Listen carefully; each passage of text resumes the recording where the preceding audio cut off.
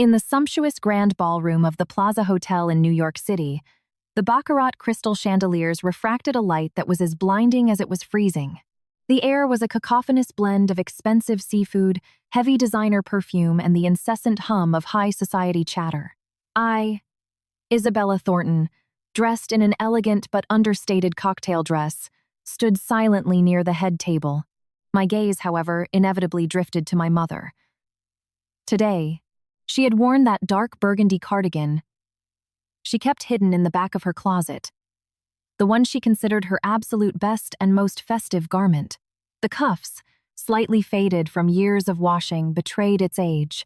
She sat rigidly on one of those gold velvet upholstered chairs, her calloused hands nervously clasped in her lap. She looked like a sparrow that had accidentally landed in a lake of swans, completely out of place among the guests who laughed and mingled with effortless grace. Today was the christening and first birthday party of my son, Matthew.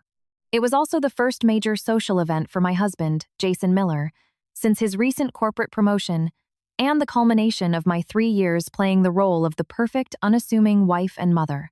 "Mother-in-law, why aren't you trying the food?" The shrill, cutting voice of my mother-in-law, Patricia, sliced through the air. She held a glass of Chardonnay, her carefully lined lips curling into a mocking sneer. "Oh, right, I forgot. Down in your trailer park, I'm sure you've never seen Maine lobsters this big. We wouldn't want it to upset your sensitive country stomach." A few of the Miller family relatives nearby let out stifled giggles. That laughter pierced my heart like fine needles. My mother's face instantly flushed crimson. She quickly waved her hands weathered by decades of hard labor that stood out starkly against the immaculate white tablecloth. No, thank you. I'm not hungry when I see the children so happy." "I'm already full," she said with a forced smile, her voice tinged with an almost imperceptible humility. I took a deep breath, ready to snap back, but under the table, a shiny leather shoe stepped hard on my foot. It was Jason. Today, he wore a bespoke Tom Ford suit, his hair slicked back with expensive pomade. He looked the picture of a self-made Wall Street man. He leaned toward me, and in a voice only the two of us could hear, he hissed through his teeth. "Isabella, control your mother. Don't let her hillbilly routine humiliate me.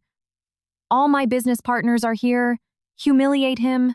I looked at this man whom I had loved and supported for 3 years, and a wave of nausea washed over me. For the sake of his fragile, pathetic ego, I had hidden my true identity as the sole heiress to the multi-billion-dollar Thornton Group. I had lived with him in a cramped 900-square-foot apartment in Queens, eating cheap takeout and wearing thrift store clothes just to save up the seed money for his startup. I even fabricated a lie that I had won a mid-sized lottery jackpot to explain the sudden wealth. I thought my patience and sacrifice would earn me a normal, warm home. Instead, all I got was "You're humiliating me." I ignored Jason's warning. I grabbed the teapot and poured my mother a cup of hot chamomile tea. "Mom, drink a little warm tea to clear your throat." My mother took the cup, her eyes full of guilt. She probably felt she was causing me trouble and wanted to do something to make amends. Her eyes landed on the empty seat at the center of the head table. It was the best spot in the room, with a direct view of the massive screen projecting a slideshow of my son Matthew. Perhaps to be closer to the images of her beloved grandson, she stood up with the cup in her hand and carefully moved over to that empty seat, sitting down. "Hey!" Patricia shrieked, as if someone had stepped on a cat's tail. "Excuse me, old woman. Are you blind or what? You think that's your seat? That spot is reserved for my nephew, the city zoning commissioner. Who do you think you are sitting there? You're just a country bumpkin." My mother, startled by the sudden yelling, jumped. The cup trembled in her hands, and a few drops of chamomile tea splashed onto the pristine tablecloth. She stood up frantically, apologizing profusely as she tried to scurry back to her original spot. I'm so sorry, Patricia. I didn't know. I'm leaving." However, Jason's reaction was faster and far more cruel than Patricia's. He sprang to his feet. His face didn't reflect embarrassment or an intention to mediate. but rather an uncontrolled fury at seeing his social authority challenged. He took long, aggressive strides to where my mother was standing. Then, under the stunned gaze of all the guests, he lifted his foot, and with that gleaming Italian leather shoe, viciously kicked the leg of the chair my mother had just vacated. Bang! The violent crash echoed through the entire ballroom. The solid wood chair toppled over. My mother, who was already off balance, was dragged down by the force of the impact. She lost her footing and fell heavily onto the cold, hard marble floor. By pure bad luck, her forehead slammed directly into one of the chair's metal brackets. Instantly, a stream of dark red blood began to flow. Time seemed to stop. The bustling chatter of the ballroom died instantly. Every single eye locked onto that humiliating scene. My mother, sprawled on the floor, brought her trembling hand to her bleeding forehead, her face a portrait of shame, pain, and absolute disbelief. She looked up at Jason. Her lips trembled, but she couldn't form a single word. Hicks need to know their place, Jason spat, pointing down at her with utter contempt. If you don't know how to behave in polite society, get the hell out of here. You're not going to ruin my son's future with your trailer trash bad luck. Seeing the scene, Patricia strutted over triumphantly and addressed the shocked guests. You see, folks? It's not that we aren't accommodating. It's that this old woman is impossible. Do you know what day it is? We have highly important VIPs here, and she is purposely acting out to embarrass my son. A deafening buzz filled my head. I felt as if a tight rope that had been stretched to its limit for 3 years had finally violently snapped. That rope was called patience. It was called family harmony. It was called playing the good wife. I sprinted toward my mother and carefully helped her up. I gently pressed a linen napkin against her wound. The hot, red blood soaking through the white fabric burned my eyes. My mother was still shaking. She grabbed my arm and whispered in a trembling voice, Isabella? No, don't argue with your mother-in-law. It was my fault. I embarrassed you. Embarrassed. I slowly raised my head, and over my mother's shoulder, I locked my eyes onto Jason. There wasn't a trace of remorse on his face. On the contrary, there was a sick sort of satisfaction at having asserted his dominance. He seemed to genuinely enjoy the power to punish the weak in the name of social appearances. My 3 years of marriage flashed before my eyes like a violent tornado.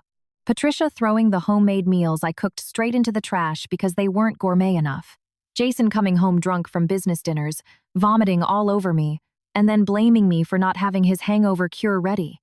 His entire family living like royalty in the lavish Westchester estate that I had paid for in cash before we married, maxing out my credit cards, all while loudly proclaiming to anyone who would listen that it was all the fruit of Jason's hard work. And I, for the sake of a ridiculous, naive love, to maintain the illusion of a perfect family, had swallowed it all. I thought my submission would earn me respect. Instead, it only bred their breathtaking arrogance. They treated me like a spineless doormat, like an endless ATM. And today, they had extended that humiliation to the person I loved most in this world.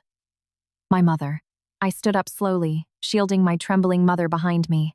I looked dead at Jason, articulating every word in a voice that, while not loud, sounded like ice cracking in the sepulchral silence of the ballroom. Jason, I am giving you one chance. Get on your knees and apologize to my mother. Right now. Jason burst into laughter, as if he had just heard the joke of the century. He exaggeratedly cleaned out his ear. Isabella, have you lost your damn mind? You want me to kneel before this dying old bat? Do you forget who you are? Every bite of food you eat, every rag you wear, it's all because of me. What right do you, a basic stay-at-home mom, have to give me ultimatums? Because of you? I smiled.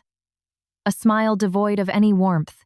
It seems these 3 years of freelancing off my dime have made you delusional enough to believe your own lies.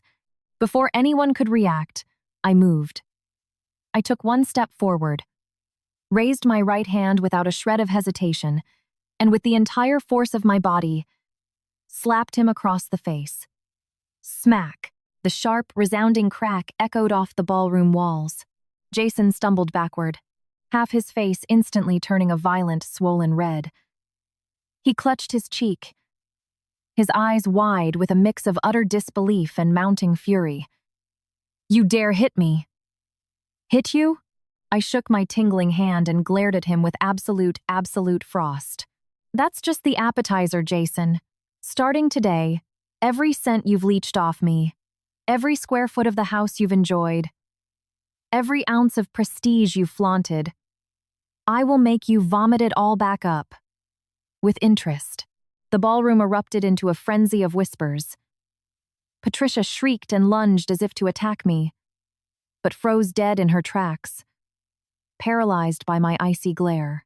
Without looking back at them, I supported my bleeding mother and walked toward the ballroom exit under the stunned, confused gazes of the New York elite. When I reached the heavy mahogany doors, I paused and turned around.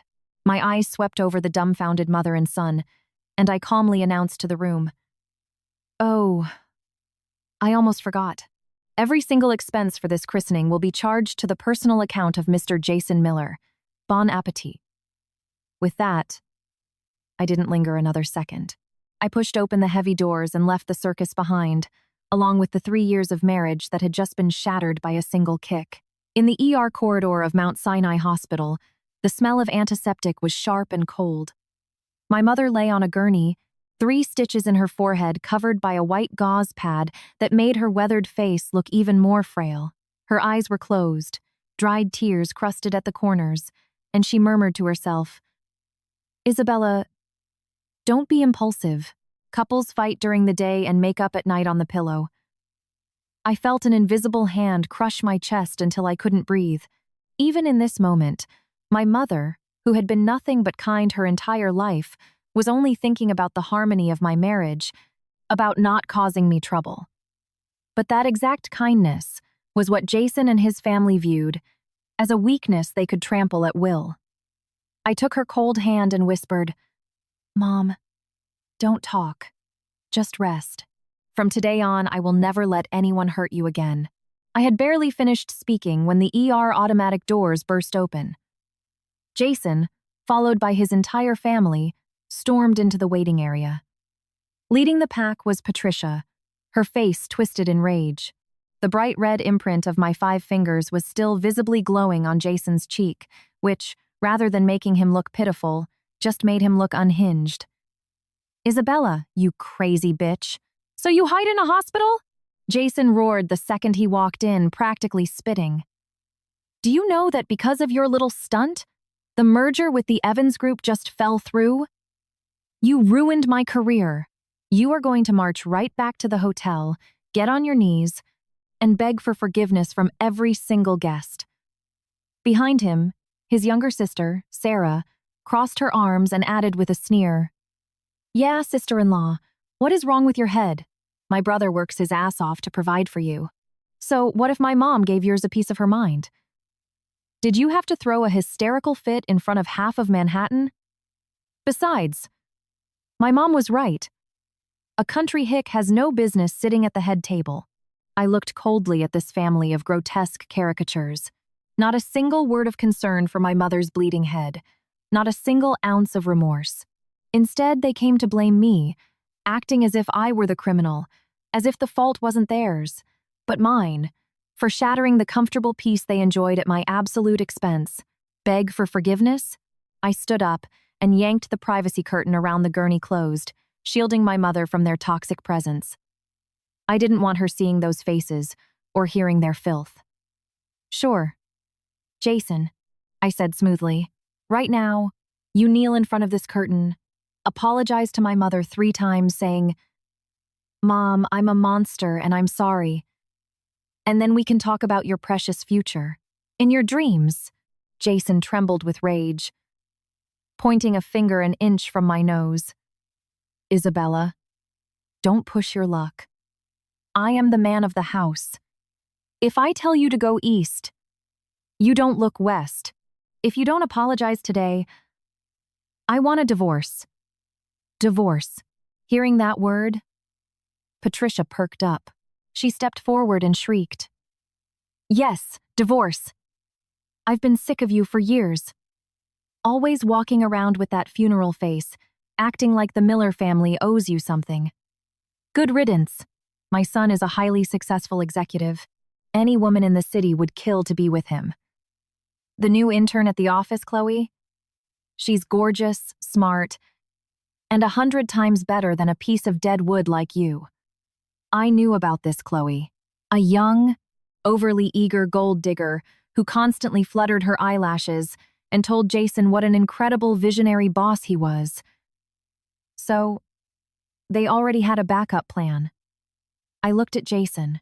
He didn't contradict his mother, which was a blatant endorsement.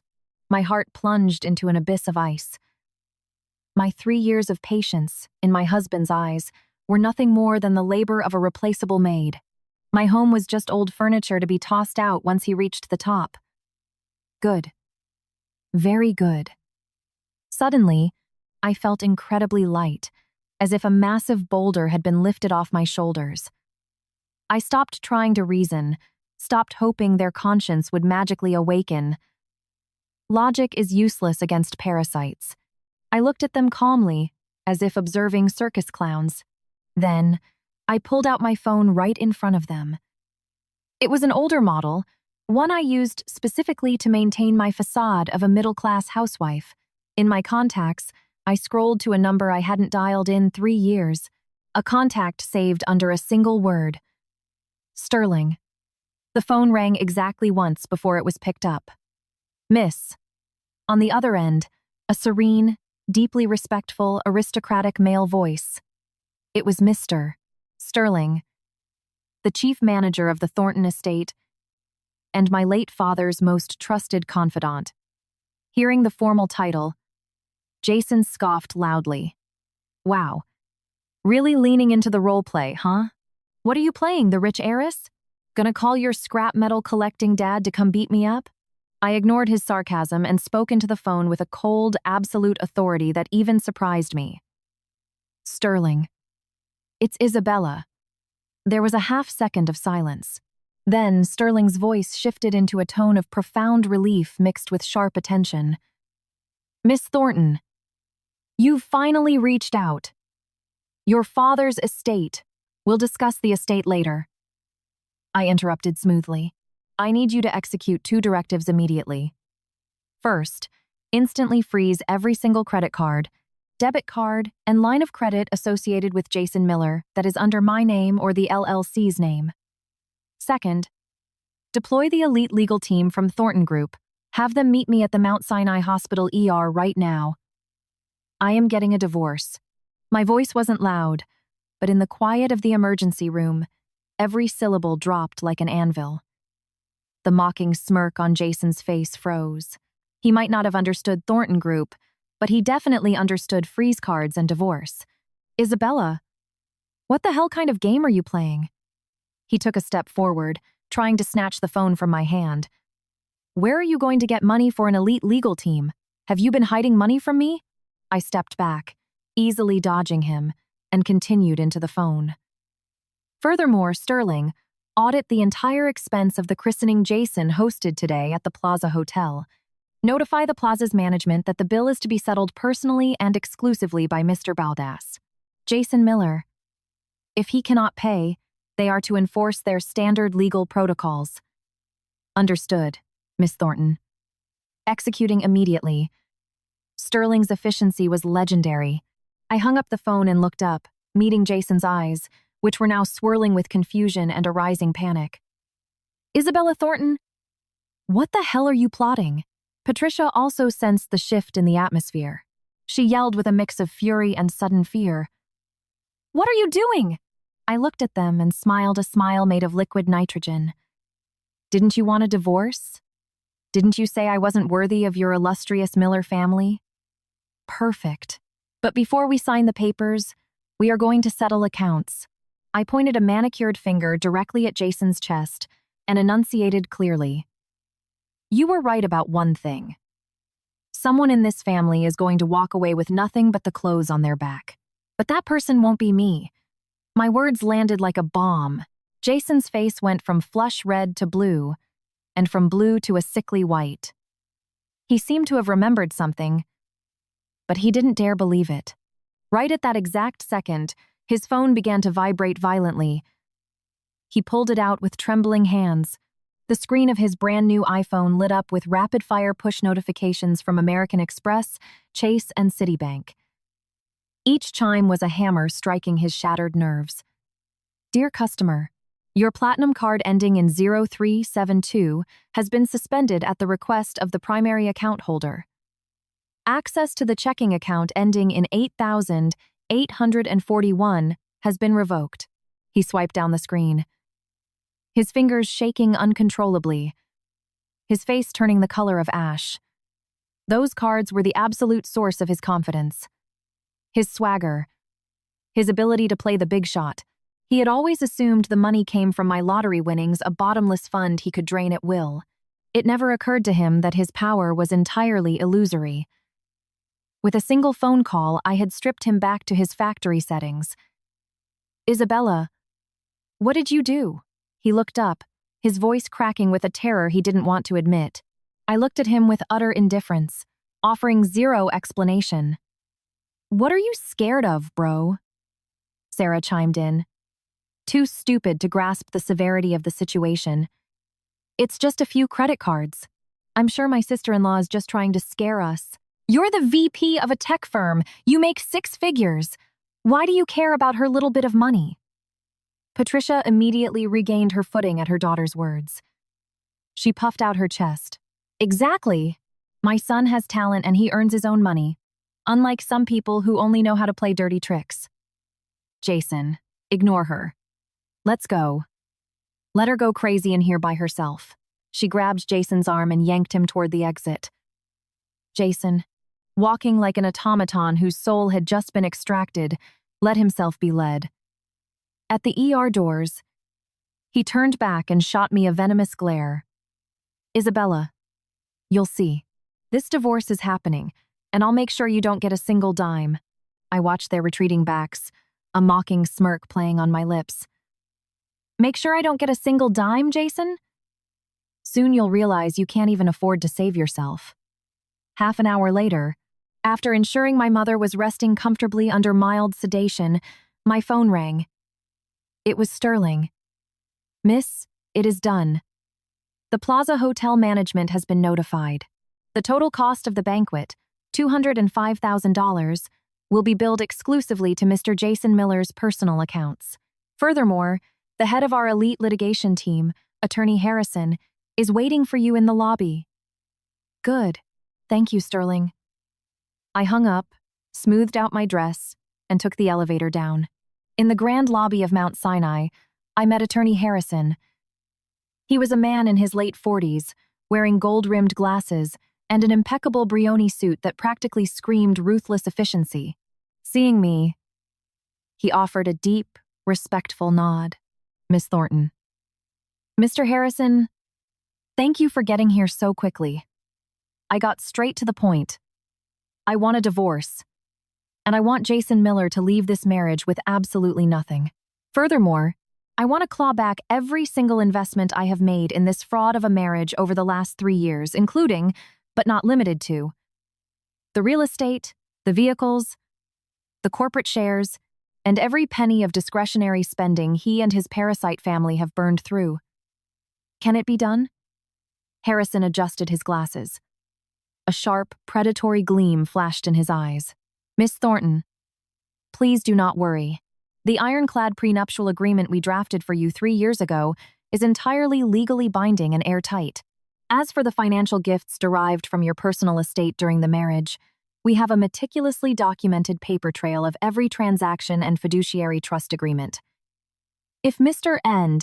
Miller has committed any fault during the marriage, such as domestic violence, financial malfeasance, or infidelity, we have overwhelming legal grounds to revoke all gifted assets and demand immediate restitution. I already have the hotel's security footage of the assault on my mother, I added. Excellent. Harrison nodded, visibly pleased. Then let's begin. I want this executed with extreme prejudice. Understood? After dismissing Mr. Harrison to begin filing, I turned to head back to my mother's room. But the breaking news ticker on the lobby's television caught my eye. It was a live feed from a local news chopper, but the inset video was spectacular. Right in the opulent lobby of the Plaza Hotel, Jason, his face beet red, was being physically blocked from leaving by 4 massive hotel security guards while he screamed at the general manager. I stopped and watched, highly entertained. On the screen, Jason, leaning against the marble concierge desk, arrogantly slapped down a sleek black metal card. He was desperately trying to buy back his dignity in front of his remaining guests. However, when the concierge swiped the card, the terminal flashed a bright red error. The clerk handed the card back, polite but freezing. "I'm sorry, sir. This card has been declined." Jason's jaw clenched. He ripped out another card, a Platinum Amex, declined. A Chase Sapphire, declined. One after another. 3, 4 cards, all rejected. The wealthy guests lingering in the lobby began to point and whisper, "Jason, what is going on?" Patricia's face was turning a panicked shade of gray. "Shut up," Jason barked, drowning in humiliation. Then, attempting to project authority, he sneered at the manager. "It must be a glitch with the bank's servers. I am a VIP client. I have a long-term corporate partnership with the Thornton Group. Put it on my tab." The manager, a shrewd-looking man, smiled a deeply professional smile, but his words sent Jason straight to hell. "Mr. Miller, I sincerely apologize, but we just received a direct mandate from the executive board of the Thornton Group. Effective immediately, your authorization to bill any expenses to their corporate accounts has been permanently revoked. Therefore, the total balance for you and your family's event today, including the grand ballroom rental, top-shelf catering, premium open bar, and the compensation for the antique dining chair you destroyed comes to $205,000. We will need you to settle this balance in cash or wire transfer immediately. $205,000. The number detonated like a hand grenade in Jason and Patricia's ears. Patricia swayed on her feet, clutching her chest, genuinely looking like she might pass out. Jason stood frozen, his mouth hanging open so wide you could park a cab in it. "You're lying! That's impossible!" Jason finally shrieked, slamming his hands on the desk. "Where is Isabella? Call her down here. She's gone insane. $205,000? This is extortion!" "Here is the itemized invoice. Every charge is accounted for," the manager said, completely impassive, sliding a receipt as long as a CVS receipt across the marble. He then signaled the security guards. "Mr. Miller, if you cannot settle your bill in accordance with our policies right now, we will be forced to involve the NYPD, press charges for defrauding an innkeeper, and place you on the permanent blacklist of every luxury hospitality group in North America." Jason stared at the bill, his hands shaking like leaves in a hurricane. It finally dawned on him that I wasn't bluffing. He frantically pulled out his phone and dialed my number. The second I answered, he started screaming. "Isabella! You venomous snake! Are you trying to destroy my life?" I put the phone on speaker so Attorney Harrison, who was just walking back toward me, could hear. In a perfectly calm, breezy tone, I replied, "Jason, this is just the first appetizer. Didn't you just brag an hour ago about how much money you make? About your highly successful career? $205,000 shouldn't be a problem for a Wall Street titan like you, right?" My words strangled him. He was speechless. His supposed 6-figure executive salary was, in reality, heavily subsidized by back-channel project dividends I had secretly injected into his company. His actual take-home pay, after his absurd luxury car leases and designer clothes, barely left him with enough to cover groceries. "You've been living off my dime for so long, you actually started believing you were a self-made billionaire." My voice carried crisply through the phone, reaching not only his ears, but the ears of the gawking millionaires surrounding him at the plaza. "Jason, I'll give you 2 options. 1. You wire the money right now. 2. If you're broke, You can march into the hotel kitchen and start scrubbing pots to work off the debt. I'm sure the plaza would love to have a former VP as a dishwasher. Choose wisely."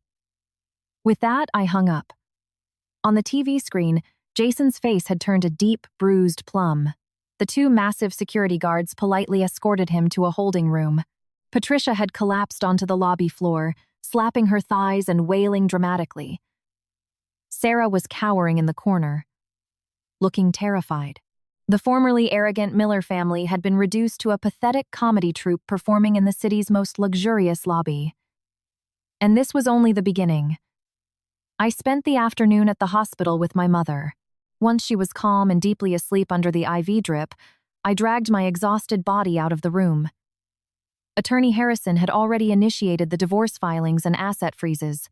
What remained was the brutal hand-to-hand combat, and the first battleground would be my own house. I drove the standard mid-size Honda SUV I had bought to keep a low profile back to our sprawling estate in Westchester County. This $5 million McMansion in an exclusive gated community was Jason's greatest pride. He frequently bragged to his frat bro friends about his sharp real estate vision and how he snatched it up for a steal just before the market exploded. Only I knew the truth. That house, from the foundation to the roof tiles, belonged exclusively to me. As soon as I pulled into the driveway, I noticed something was wrong. The $2,000 smart lock on the grand double doors was flashing a red warning light. Incorrect passcode. I pressed my thumb to the biometric scanner. Access denied. It didn't take a genius to figure out the Miller family had somehow managed to wriggle out of their hostage situation at the plaza, likely by signing a promissory note or draining whatever meager savings they actually had, and sprinted back here to change the locks, attempting to secure what they believed was their most valuable asset. A cold smile crept onto my face. I didn't pound on the door. I didn't scream.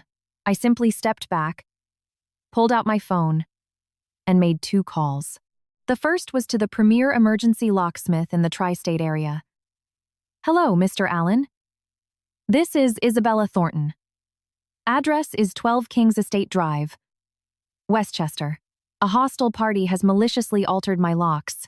Please bring your heavy-duty extraction team and all necessary legal clearance tools." The second call was to the CEO of a luxury moving conglomerate. "Mr. Reynolds? Isabella Thornton here." I, Mr. Reynolds. "Yes, the Thornton Group. I need you to dispatch your Alpha team immediately to 12 Kings Estate Drive. I need an entire 6,000 square foot estate completely emptied out. Yes. Every single item inside, down to the toilet paper. Throw it all out." After hanging up, I leaned against my Honda and waited peacefully. In less than 20 minutes, a heavy-duty van with the Allen Locksmith logo and 3 massive 1.8-wheeler moving trucks roared down the manicured street and parked blocking the estate. Mr. Allen and 2 burly assistants hopped out with industrial drill kits. Mr. Reynolds arrived personally in a Range Rover, followed by over 20 massive uniformed movers. "Miss Thornton, awaiting your orders," Mr. Reynolds said, offering a crisp nod. "Thank you for coming, Mr. Reynolds." I pointed to the locked mahogany doors. "As soon as Mr. Allen breaches that door, your men will go in and remove absolutely everything that does not belong to me. Haul it all out and dump it in the community's bulk trash lot. Remember, furniture, appliances, electronics, clothing, down to the last thread. Strip it to the drywall. Copy that, Mr. Reynolds signaled, and his 20 men lined up, cracking their knuckles. The heavy drilling immediately alerted the rats inside. The door violently swung open from the inside, revealing Patricia's puffy, tear-stained face. Seeing the literal army standing on the porch, she froze for a second, but then planted her hands on her wide hips and started screaming, "Isabella, you treacherous bitch! You actually dare to show your face? And with all these thugs? What are you trying to do, rob us? I'll have you know this house belongs to my son. The first person who touches a doorknob gets a bullet." Jason and Sarah quickly filed out behind her.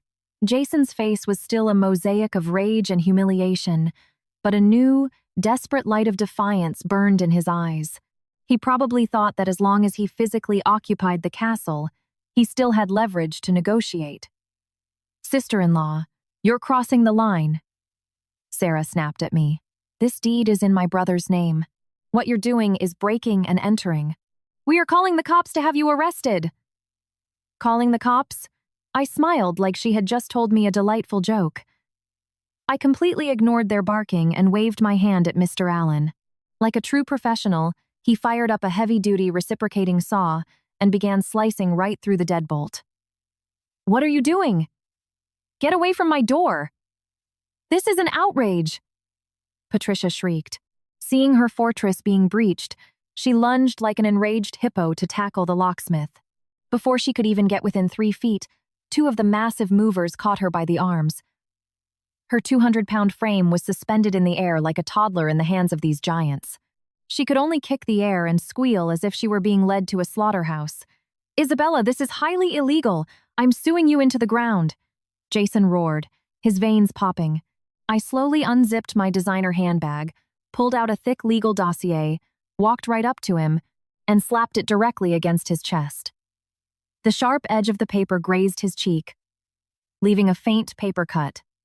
"Open your eyes and read," I said, my voice dropping to a glacial whisper. "This is the prenuptial agreement we signed before we married, notarized by the top corporate law firm in Manhattan. It states, in black and white, that this estate is my sole, separate property, purchased entirely with my premarital cash assets. I only put it in your name temporarily to stroke your fragile, pathetic male ego. But the addendum explicitly states that the actual ownership, equity, and absolute right of disposal belong exclusively to me. You were nothing but a temporary, non-paying tenant." Jason shuddered violently. He fumbled with the document, reading it in disbelief. He vaguely remembered signing a stack of papers right before the wedding, but I had told him it was just a standard liability waiver to protect a small family trust. Blinded by the jackpot of marrying a newly rich lottery winner, he hadn't bothered to read the fine print. He never imagined that document contained a financial guillotine. And this, I pulled out another stapled packet, is the master ledger. The bill of sale, the wire transfers for the closing costs, the property taxes. Every single cent came from my private trust. "Jason, have you paid a single, solitary dollar for this property?" Jason's lips trembled. He couldn't form a word. The foundational pillar of his fake, glamorous life was crumbling into dust before his eyes, destroyed by irrefutable legal proof. Clack. At that moment, Mr. Allen kicked the broken lock out of the door. The doors swung wide open. "Mr. Reynolds." I turned to the head of the moving crew. "You have 30 minutes. I do not want to see a single molecule belonging to the Miller family left inside my house. Leave nothing but the load-bearing walls. Yes, ma'am. Move out, boys." 20 men surged into the mansion like wolves into a sheep pen. "No! You can't go in there. That's my stuff," Patricia wailed in sheer despair, struggling uselessly against the men holding her back. Within minutes, the first items came flying out. The custom mahogany living room set Patricia loved so much. She constantly bragged to the country club wives that she had it imported from Italy. 2 movers casually lugged it out and tossed it carelessly onto the front lawn. Next came the 8.5-inch OLED TV, the massive stainless steel smart fridge, the high-end Alienware gaming PC from Jason's home office. Then, a literal avalanche of designer handbags and shoes from Sarah's walk-in closet. Every single object was a physical testament to the blood they had sucked out of my veins for 3 years. "My bags! My Chanel! My Louis Vuitton!" Sarah screamed in absolute agony as she watched her precious status symbols treated like toxic waste. She tried to sprint toward the growing pile to rescue them, but a mover built like an NFL linebacker effortlessly blocked her path. Jason just stood there, paralyzed. He watched the kingdom he thought he ruled being dismantled piece by piece. The color completely drained from his face, leaving him looking like a corpse. Inside and outside the estate, it was absolute chaos.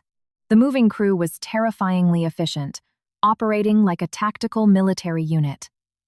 They ruthlessly gutted 3 years of accumulated Miller family hoarding, expensive or cheap. It didn't matter. They built a literal mountain of garbage on the pristine driveway. This fake prosperity, built entirely on my dime, was now violently exposed to the gawking eyes of all the wealthy Westchester neighbors who had started gathering on their lawns. Jason finally snapped out of his catatonic shock. With bloodshot eyes looking like a cornered rat, he lunged at me and grabbed my wrist. "Isabella, do you have to be this cruel? Does 3 years of marriage mean absolutely nothing to you?" "Marriage?" I violently ripped my wrist from his grasp, wiping my skin as if I had touched a disease. My eyes burned with pure, concentrated contempt. "Where was our marriage when you kicked my mother so hard you cracked her head open? Where was our marriage when you and your mother sat around calling her white trash? Jason, you are the one who burned the last bridge of human decency we had." I turned away from him, walked over to a leather ottoman that had just been dragged out, sat down gracefully, and pulled a thick, leather-bound ledger and a Mont Blanc pen from my bag. It was the itemized forensic audit I had ordered Sterling to run overnight. Every single swipe of my credit cards by the Miller family. If we were going to settle accounts, we were going to do it to the penny. I opened the ledger. My voice wasn't a scream, but it was perfectly calibrated to carry across the lawn so every nosy neighbor could hear. Patricia Miller. The mink coat you bought for your birthday last year at Saks Fifth Avenue. $14,800. Paid for with my platinum card. That Cartier love bracelet on your wrist? $9,600. Your monthly wellness retreats and Botox injections? Over 3 years, that totals $28,000. Patricia, who had been fake crying on the grass, suddenly choked on her spit. She stared at me in sheer horror, unable to comprehend how I had tracked every single transaction so meticulously. Sarah Miller. My eyes snapped to my sister-in-law, who was shivering near the bushes. In the last 2 years, you have purchased 37 luxury handbags, spanning from Hermes to Chanel, totaling $135,000. Your cherry red Mini Cooper, $45,000, paid in full by me. Your biannual influencer trips to Mykonos and the Maldives, also funded exclusively by my accounts. Sarah's face turned the color of spoiled milk. She practically shrank into the pavement. Finally, my gaze locked onto Jason. I slowly turned the thick pages of the ledger. The sound of the crisp paper flipping was like a judge's gavel coming down on his fraudulent life. Jason, your tab is much, much longer. That bespoke Tom Ford suit you are wearing right now? $8,500. The Rolex Daytona on your wrist? $35,000. The gifts you bought to bribe your clients' cases of Dom Perignon, Cuban cigars, custom Callaway golf clubs. Over 3 years, you have racked up $410,000 in personal luxury expenses. I paused, letting the number hang in the air, then delivered the kill shot. Oh, and the $18,000 Hermes Birkin bag you bought for your special assistant? Your little intern, Chloe? Do I need to keep reading? Every single number was a baseball bat to Jason's skull. He, who had spent 3 years gaslighting me into believing I was bad with money and needed him to manage our finances, never realized I was quietly building a forensic fortress around him. The wealthy neighbors surrounding the property began to whisper loudly, pointing and laughing. "Oh my God! So he was just a glorified sugar baby? The whole family are just leeches. How embarrassing. And he always talked so big at the country club. Turns out his wife was funding his whole life." Those hushed, mocking comments were steel spikes driven directly into Jason's obliterated ego. He finally exploded. "Shut up!" he screamed at me. "What do you want, Isabella? Are you getting off on humiliating me?" "Humiliating you?" I closed the ledger with a loud thud and stood up, towering over him metaphorically. "No, Jason. This is a liquidation. I am simply repossessing my assets." I walked right up to him, and pointed at his immaculate designer suit. My tone was calm, but carried the weight of a death sentence. "Take it off. It doesn't belong to you." Jason's pupils dilated. He stared at me like I was an alien. "What did you just say?" I said. "Take it off," I repeated, my voice dropping into a dangerous register. That suit was purchased with my black card. If we are cutting ties, we are doing it surgically. You are not walking off my property wearing a single thread paid for by my money. You're out of your damn mind. Jason shook with blinding rage. Never in his entire life had he been stripped of his dignity like this. Out of my mind? I smiled coldly. Compared to your family leaving my mother bleeding on a marble floor, this is charity. You have 10 seconds. You take it off, or I have them rip it off you. As I spoke, I snapped my fingers at two of Mr. Reynolds' largest movers. These two men, both standing 6'4" and built like brick walls, cracked their necks and stepped toward Jason. Seeing the two human mountains advancing, the rage in Jason's eyes instantly evaporated, replaced by raw, humiliating terror. He knew I wasn't bluffing. If he resisted, they would strip him by force in front of the entire neighborhood. Under the collective gaze of 50 people, Jason, his face burning with a shame hotter than the sun, slowly began to unbutton his expensive jacket. He took it off and dropped it. Then his silk tie. Then he unclasped the $35,000 Rolex, the ultimate symbol of his fake alpha male status, and dropped it in the grass. With every piece of clothing he shed, he looked smaller, weaker, more pathetic. Finally, I pointed at his feet. The Ferragamo loafers, too. Jason's body swayed as if he might pass out. He squeezed his eyes shut, and summoning whatever microscopic shred of willpower he had left, he bent down and slid out of his shoes. When he stood back up, wearing nothing but a thin undershirt, his suit trousers, and bare feet on the cold asphalt, the entire aura of the Wall Street hotshot vanished. He wasn't a VP anymore. He was just a pathetic, broke grifter being evicted. And you two, I shifted my gaze to Patricia and Sarah. Anything on your bodies that I paid for, leave it. Patricia clutched her Cartier bracelet desperately. Sarah squeezed the keys to her Mini Cooper. But under my glacial stare and the looming presence of the movers, they begrudgingly handed over their ill-gotten luxuries. I kicked the Rolex and the jewelry into a cardboard box. Then, I pulled 3 crisp $100 bills from my purse and tossed them onto the ground at Jason's bare feet, like I was tipping a beggar. That should cover an Uber XL back to whatever trailer park you crawled out of. If I ever see your faces again, I will ruin you. With that, without giving them a second glance, I turned my back and walked into the grand estate, which now felt blissfully empty and spacious. Slam. I shut the heavy wooden doors, locking out the wailing, the curses, and the complete annihilation of the Miller family. But I knew this wasn't over. A desperate gambler who has just lost his life savings only becomes more unhinged. I had to be ready for their counterattack. The heavy doors shut, isolating me from the noise outside, but it couldn't block the chill settling in my bones. I looked around the gutted grand foyer. What was once supposed to be a warm home was now just an echoing, desolate cavern. I had projected all my naive dreams of a happy marriage onto these walls, and now this empty space was mocking my 3 years of stupidity. But I didn't have time to mourn. The Miller family's greed and shamelessness knew no bounds. They wouldn't just walk away from the millionaire lifestyle they had tasted. I walked up the sweeping staircase to the master bedroom on the 2nd floor, the only room the movers hadn't touched because it contained my personal belongings. However, the second I opened the door, my heart skipped a beat. The room had been ransacked.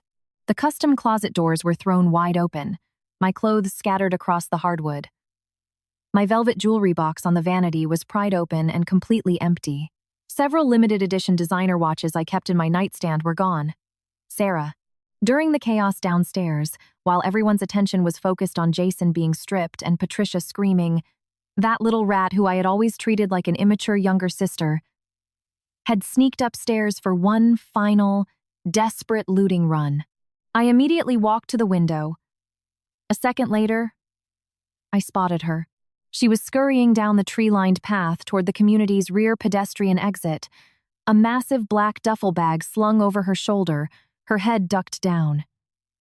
She probably thought no one would notice. She probably thought I'd be too busy gloating over my victory to care about a few trinkets. How charmingly naive. In her twisted mind, she probably justified it as just borrowing from her sister-in-law. But today, I was going to teach her the legal definition of felony grand larceny. I pulled out my phone and quickly dialed Sterling. Sterling. Contact the estate's private security immediately. Lock down all gates, especially the rear pedestrian exit. A young woman in a white dress carrying a heavy black duffel bag is attempting to flee. She is a suspect in a major robbery. Detain her. Understood, Miss Thornton. Next, I dialed 911. 911. What is your emergency? Hello, I need to report a major robbery. Address is 12 Kings Estate Drive. Someone has broken into my master suite and stolen high-end jewelry, watches, and designer goods. The estimated value exceeds $500,000. The suspect is my sister-in-law, Sarah Miller.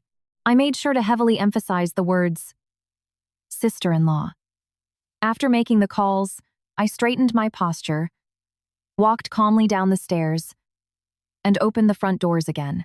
Outside, Jason seemed to have finally noticed his sister was missing and was frantically dialing his phone. Seeing me step out, he charged forward. Isabella, where is my sister? I didn't answer him. I just stared down the long, manicured street. Within minutes, the wail of sirens pierced the quiet neighborhood. 2 NYPD cruisers, lights flashing, sped down the street and screeched to a halt in front of my driveway. Immediately following them, a golf cart driven by the community's private security guards pulled up from the opposite direction. In the back, they were physically restraining a terrified, struggling Sarah. Let me go! Why are you grabbing me?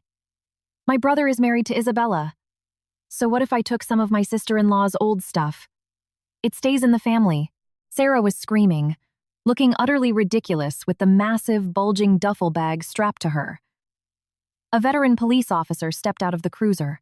He took one look at the bizarre scene: Jason, standing barefoot in an undershirt, Patricia weeping on the lawn, the mountain of furniture, and frowned. He looked at me and asked with stern authority, "Who called in the robbery?" I did, officer. I raised my hand, stepping forward calmly. That woman right there, Sarah Miller, entered my private quarters without authorization and stole my personal property. The duffel bag she is wearing contains the stolen assets. You're lying! Sarah's face turned beet red. She shrieked at the cops. She gave them to me! If you don't believe me, ask my brother! All eyes turned to Jason. His lips moved, but no sound came out. Of course, he knew his sister was lying through her teeth, but in this situation, he had to try and save her. Officer, this is a huge misunderstanding, Jason stammered, holding his hands up peacefully. My sister and my wife have always shared clothes. She probably just borrowed some things and forgot to ask. This is a private family dispute.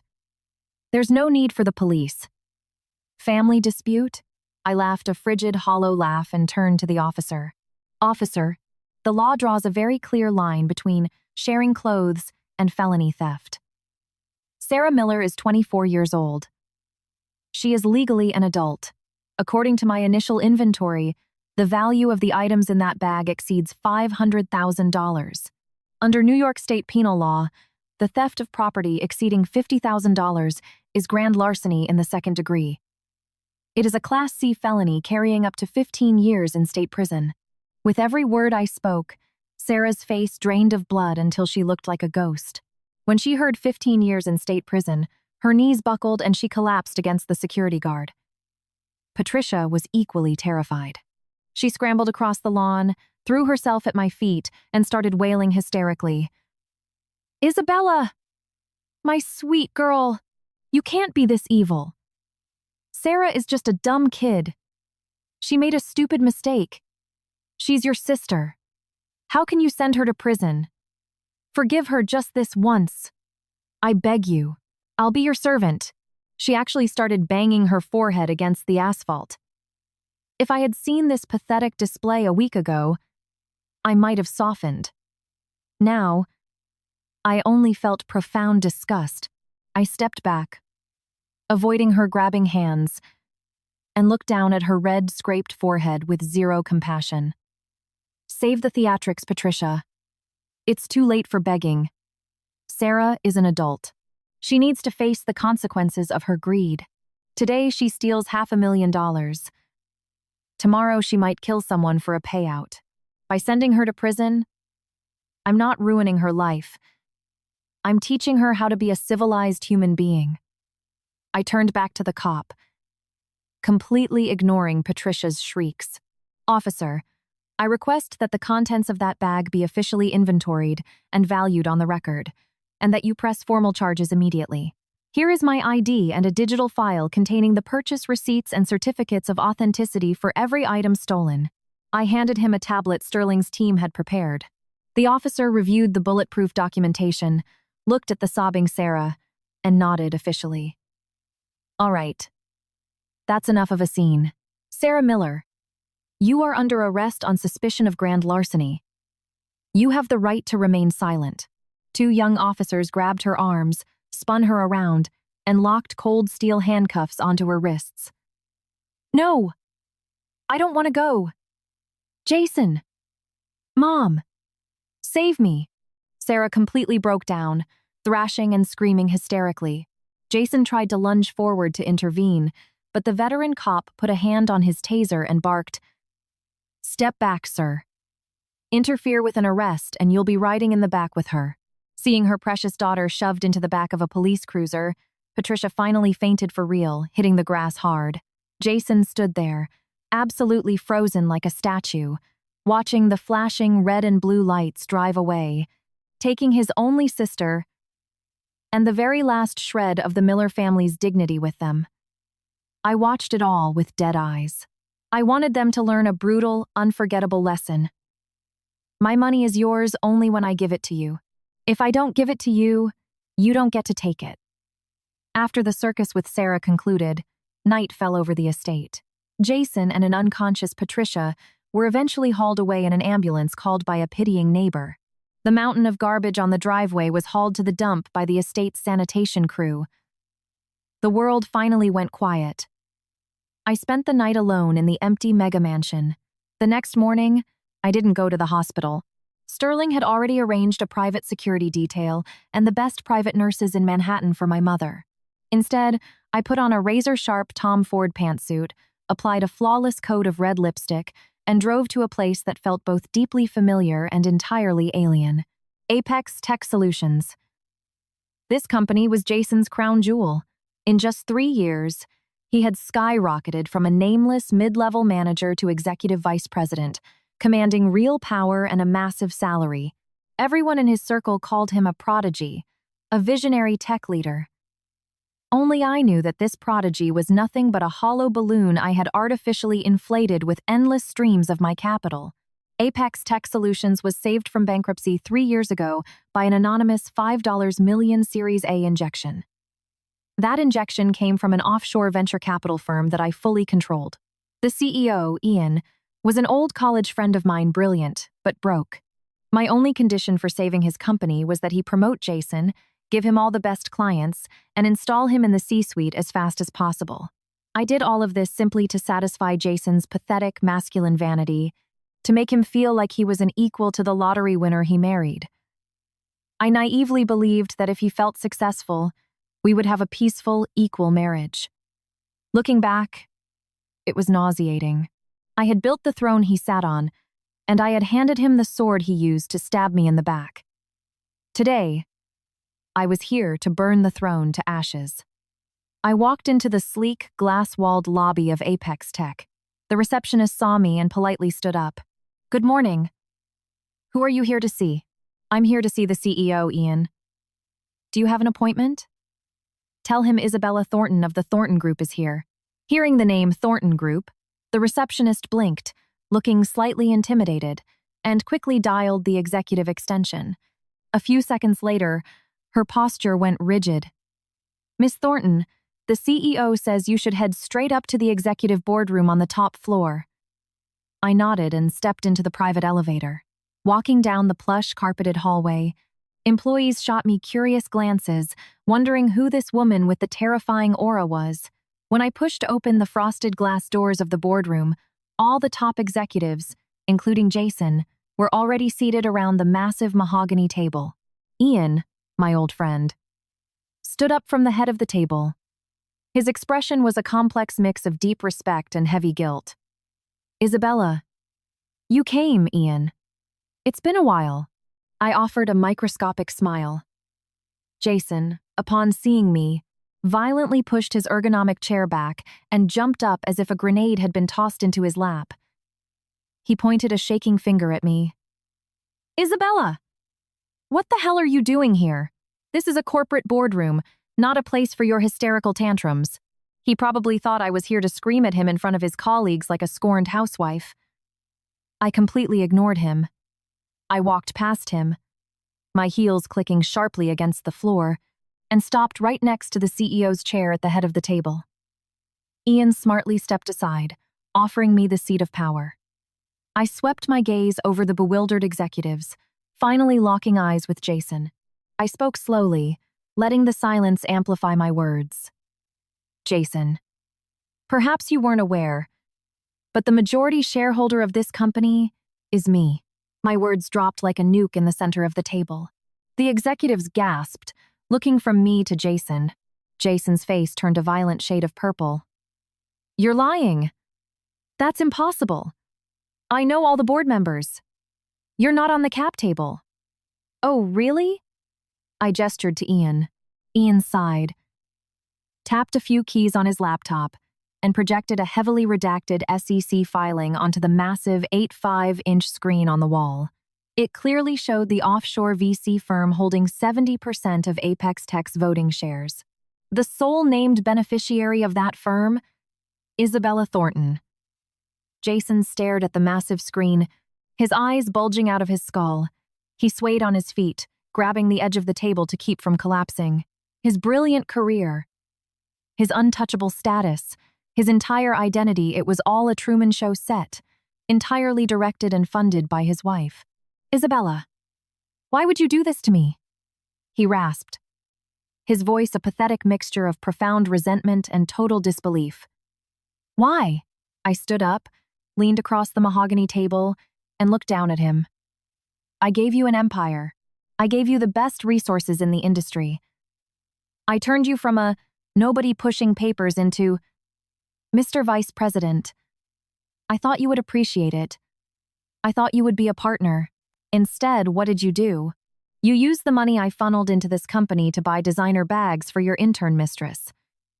You lived in the mansion I bought, yet you kicked my mother so hard she bled on the floor." I straightened up, my eyes dead. "Jason, you burned your own house down." I turned to address the silent, terrified executives. My voice left no room for debate. As the majority shareholder of Apex Tech Solutions, I am calling an emergency board vote. Agenda Item 1. The immediate with-cause termination of Jason Miller from the position of Executive Vice President. "You can't do this!"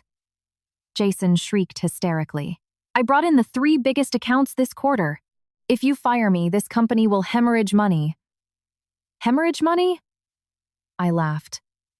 "Jason, your narcissism is terminal. You didn't land those accounts. The Thornton Group quietly leaned on those vendors to sign with Apex. Without my shadow protecting you, you couldn't sell water in a desert." I paused, turning to the CEO. "Furthermore, Ian, I want a full forensic audit of every expense report Jason has filed since he was promoted. I have reason to believe he has been embezzling corporate funds to support a mistress." The moment I said the word embezzling, all the blood left Jason's face. He hadn't exactly been a master criminal when he expensed an $18,000 Birkin bag under client entertainment. An intern could find the paper trail. Ian nodded gravely. "Understood." I will have legal and accounting form an investigative task force by noon. No! You can't do this to me. This is a setup. You're framing me. Jason completely lost his mind. He roared like a caged animal and tried to vault over the table to strangle me. Before he even cleared the mahogany, 2 massive corporate security guards who had been waiting outside burst in, tackled him, and pinned his arms behind his back. Get him out of my sight, I said, waving my hand dismissively as if swatting a fly. And cancel his severance. Yes, Miss Thornton. The guards dragged a kicking, screaming, swearing Jason out of the boardroom, out of the glass building, and out of the kingdom he falsely believed he ruled. When the heavy doors clicked shut, the only sound left was the echo of his total ruin. I sat back down in the CEO's chair. I looked at the pale, sweating executives. Now, I said pleasantly, let's discuss Q3 projections. Thrown out onto the streets of Manhattan, Jason wandered like a stray dog. He had no job, no money. His house was stripped, and his sister was sitting in a holding cell at Rikers Island. Overnight, he had fallen from Mount Olympus straight into the gutter. In his desperate, spiraling mind, he grasped for his last remaining lifeline, his supposed true love, the young, beautiful, understanding intern, Chloe. He naively believed that in his darkest hour, his sweet angel would comfort him and help him rebuild his empire. With the last $20 in his pocket, he took a subway to Chloe's cramped apartment in Brooklyn. Chloe opened the door. Seeing Jason unshaven, wild-eyed, wearing an unironed shirt, looking like a maniac, a flash of shock and sheer revulsion crossed her pretty face. Jason? What are you doing here? And why do you look like that? Chloe, you're all I have left. Jason whimpered, lunging forward to hug her like a drowning man grabbing a log. He clutched her hands, his voice trembling. That psycho bitch Isabella! She took everything. She framed me. She wants to destroy me. Chloe, you have to help me. Chloe subtly slipped her hands out of his grip and took a distinct step backward into her apartment. Jason, calm down. What exactly happened? Jason launched into a hysterical, highly embellished sob story about my cruelty. He painted a picture of himself as a brilliant, innocent victim, crushed by an evil billionaire heiress. Chloe, don't worry, he pleaded frantically. Once I divorce that lunatic, I'll marry you. I might be broke today, but I have my brain. I have my connections. I'll build a new startup, and I'll give you a life 100 times better than before. Chloe listened in dead silence. Her eyes darted around, doing mental math, though she kept a mask of gentle concern plastered on her face. She didn't accept or reject him immediately. She just poured him a glass of tap water and murmured vague reassurances, just as Jason let out a sigh of relief, believing he had found a safe harbor in his true love's arms. The apartment buzzer rang. Chloe opened the door. Standing in the hallway was me. I was wearing a tailored tweed Chanel suit and Jimmy Choo heels, looking like a billionaire executing a hostile takeover, standing in stark, brutal contrast to the squalor of the Brooklyn hallway. Isabella? Jason leaped off the cheap sofa as if he'd been electrocuted. How did you find me? Are you stalking me? Why wouldn't I be here? I stepped elegantly into the cramped apartment, wrinkling my nose slightly at the smell of cheap vanilla candles. My gaze bypassed the terrified Chloe and locked onto Jason. Jason, I see you bounce back fast, already running into the arms of your true love. I'm not talking to you. Jason spat. I didn't come to talk to you. I came to talk to Miss Chloe. I pulled a manila folder from my designer bag, placed it on the cheap IKEA coffee table, and slid it toward her. Chloe, looking deeply confused, picked it up. She opened the cover. Her face instantly lost all color. It was a comprehensive background check compiled by Sterling's private investigators.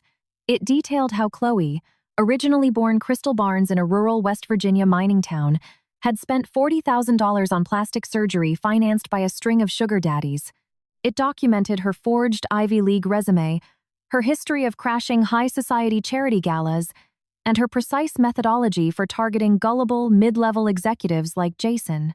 The file even included printed screenshots of her highly explicit transactional text messages with 3 other married men from the financial district.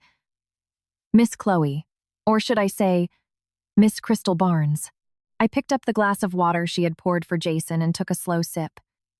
I don't like it when people touch my things, whether that's my money or the husband I legally own.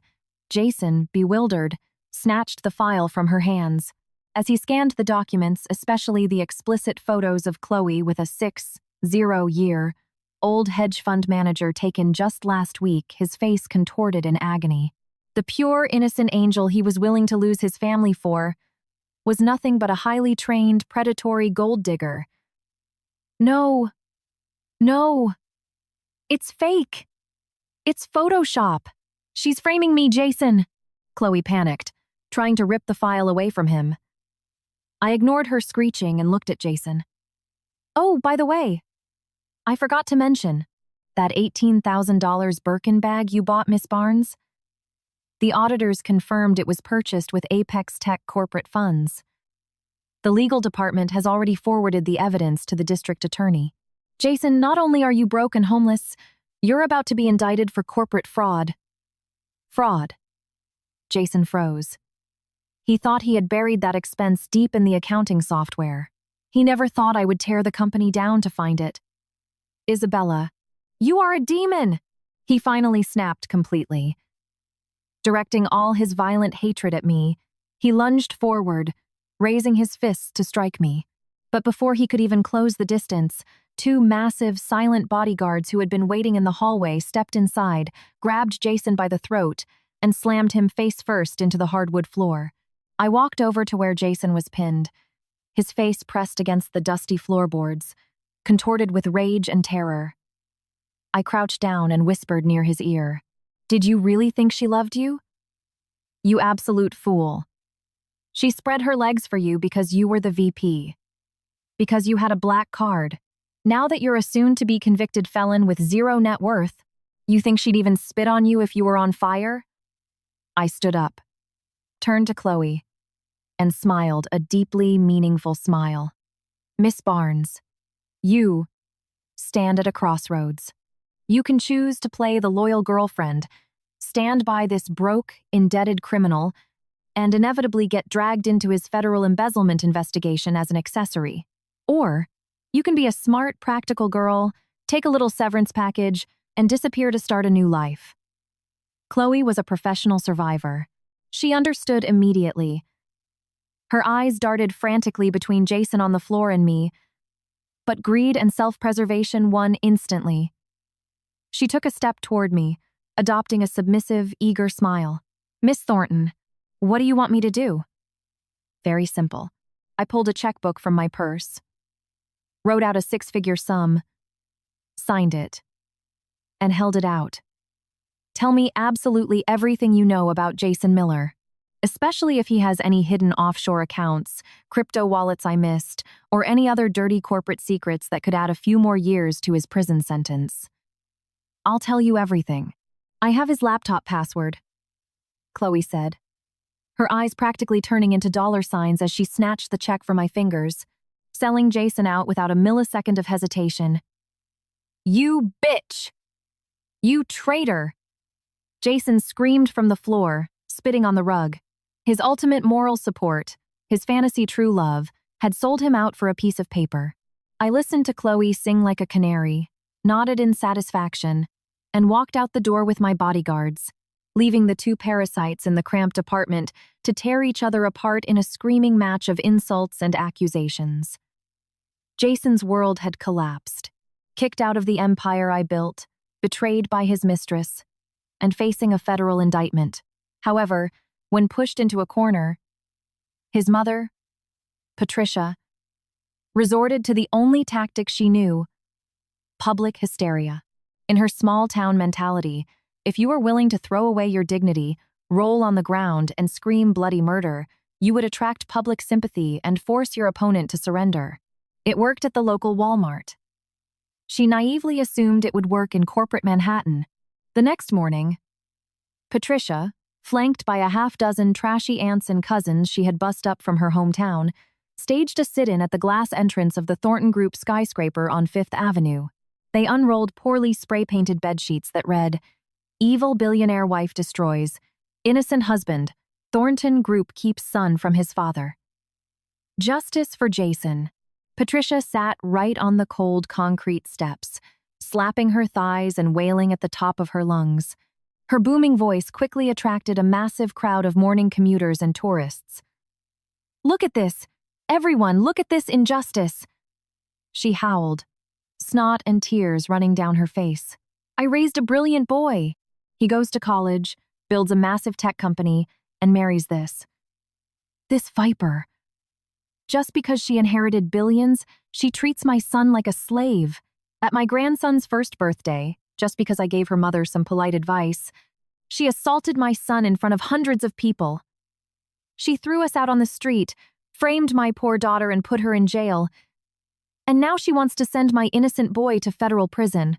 Is there no justice for the little guy in America?" Her relatives backed her up, screaming about corporate elites crushing the working class. People love a victim.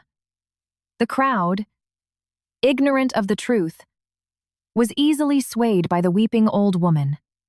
Soon, whispers of condemnation began rippling through the crowd. Typical billionaire sociopath 500. No matter what, you don't throw an old lady on the street. I bet she stole the tech company from the husband. Someone pulled out a smartphone and started a TikTok live stream. Billionaire heiress destroys working class mother-in-law. Number: Eat the rich. The news quickly reached my penthouse office. The VP of Public Relations ran in, sweating through his suit. "Madame CEO, the main entrance is blocked by a mob." Social media sentiment is tanking rapidly. Thornton stock is taking a slight dip in pre-market trading. Should I call NYPD riot control to clear them out and issue a standard corporate denial? I was sitting calmly at my mahogany desk, watching the live security feed on my monitor. Patricia was putting on an Oscar-worthy performance, literally rolling on the sidewalk. I watched her grotesque display without blinking. Clear them out? Why? I turned my leather chair to face the PR director with a terrifyingly calm smile. She loves putting on a show, doesn't she? She loves an audience. Well, the bigger the audience, the better. The PR director froze. "Madam CEO, what do you mean?" I picked up the intercom phone. "Tech department. Override the massive LED billboard on the facade of our building facing Fifth Avenue. Cut the corporate ads. I am sending you a video file. Loop it with the audio blasted through the plaza speakers." "What video?" the PR director asked. "A video that will show New York City exactly who the victim is." 10 minutes later, the colossal, 5-story-high LED screen on the Thornton Tower went black. The sleek car commercials vanished. Instead, razor-sharp, 4K security footage lit up the avenue. It was the ballroom at the Plaza Hotel.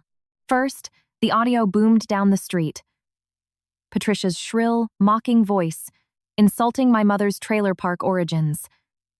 Then, the footage showed Jason in his expensive suit viciously, deliberately kicking the chair out from under my elderly mother. Because of the high-definition audio enhancement, the sickening crack of the chair and my mother hitting the marble echoed through the canyons of Fifth Avenue. The giant screen zoomed in on my mother lying in a pool of her own blood. Then, Jason's voice boomed from the speakers. "Hicks need to know their place. Get the hell out of here. You're not going to ruin my son's..." Hundreds of people stared up at the screen with their jaws dropped, and then slowly turned to look down at Patricia, who was still sitting on the concrete. The looks of sympathy instantly mutated into pure, unfiltered disgust and rage. Patricia saw the massive screen. Her poor victim expression froze. She pointed a trembling finger at the building, her mouth opening and closing like a suffocating fish, entirely unable to speak. The video wasn't done.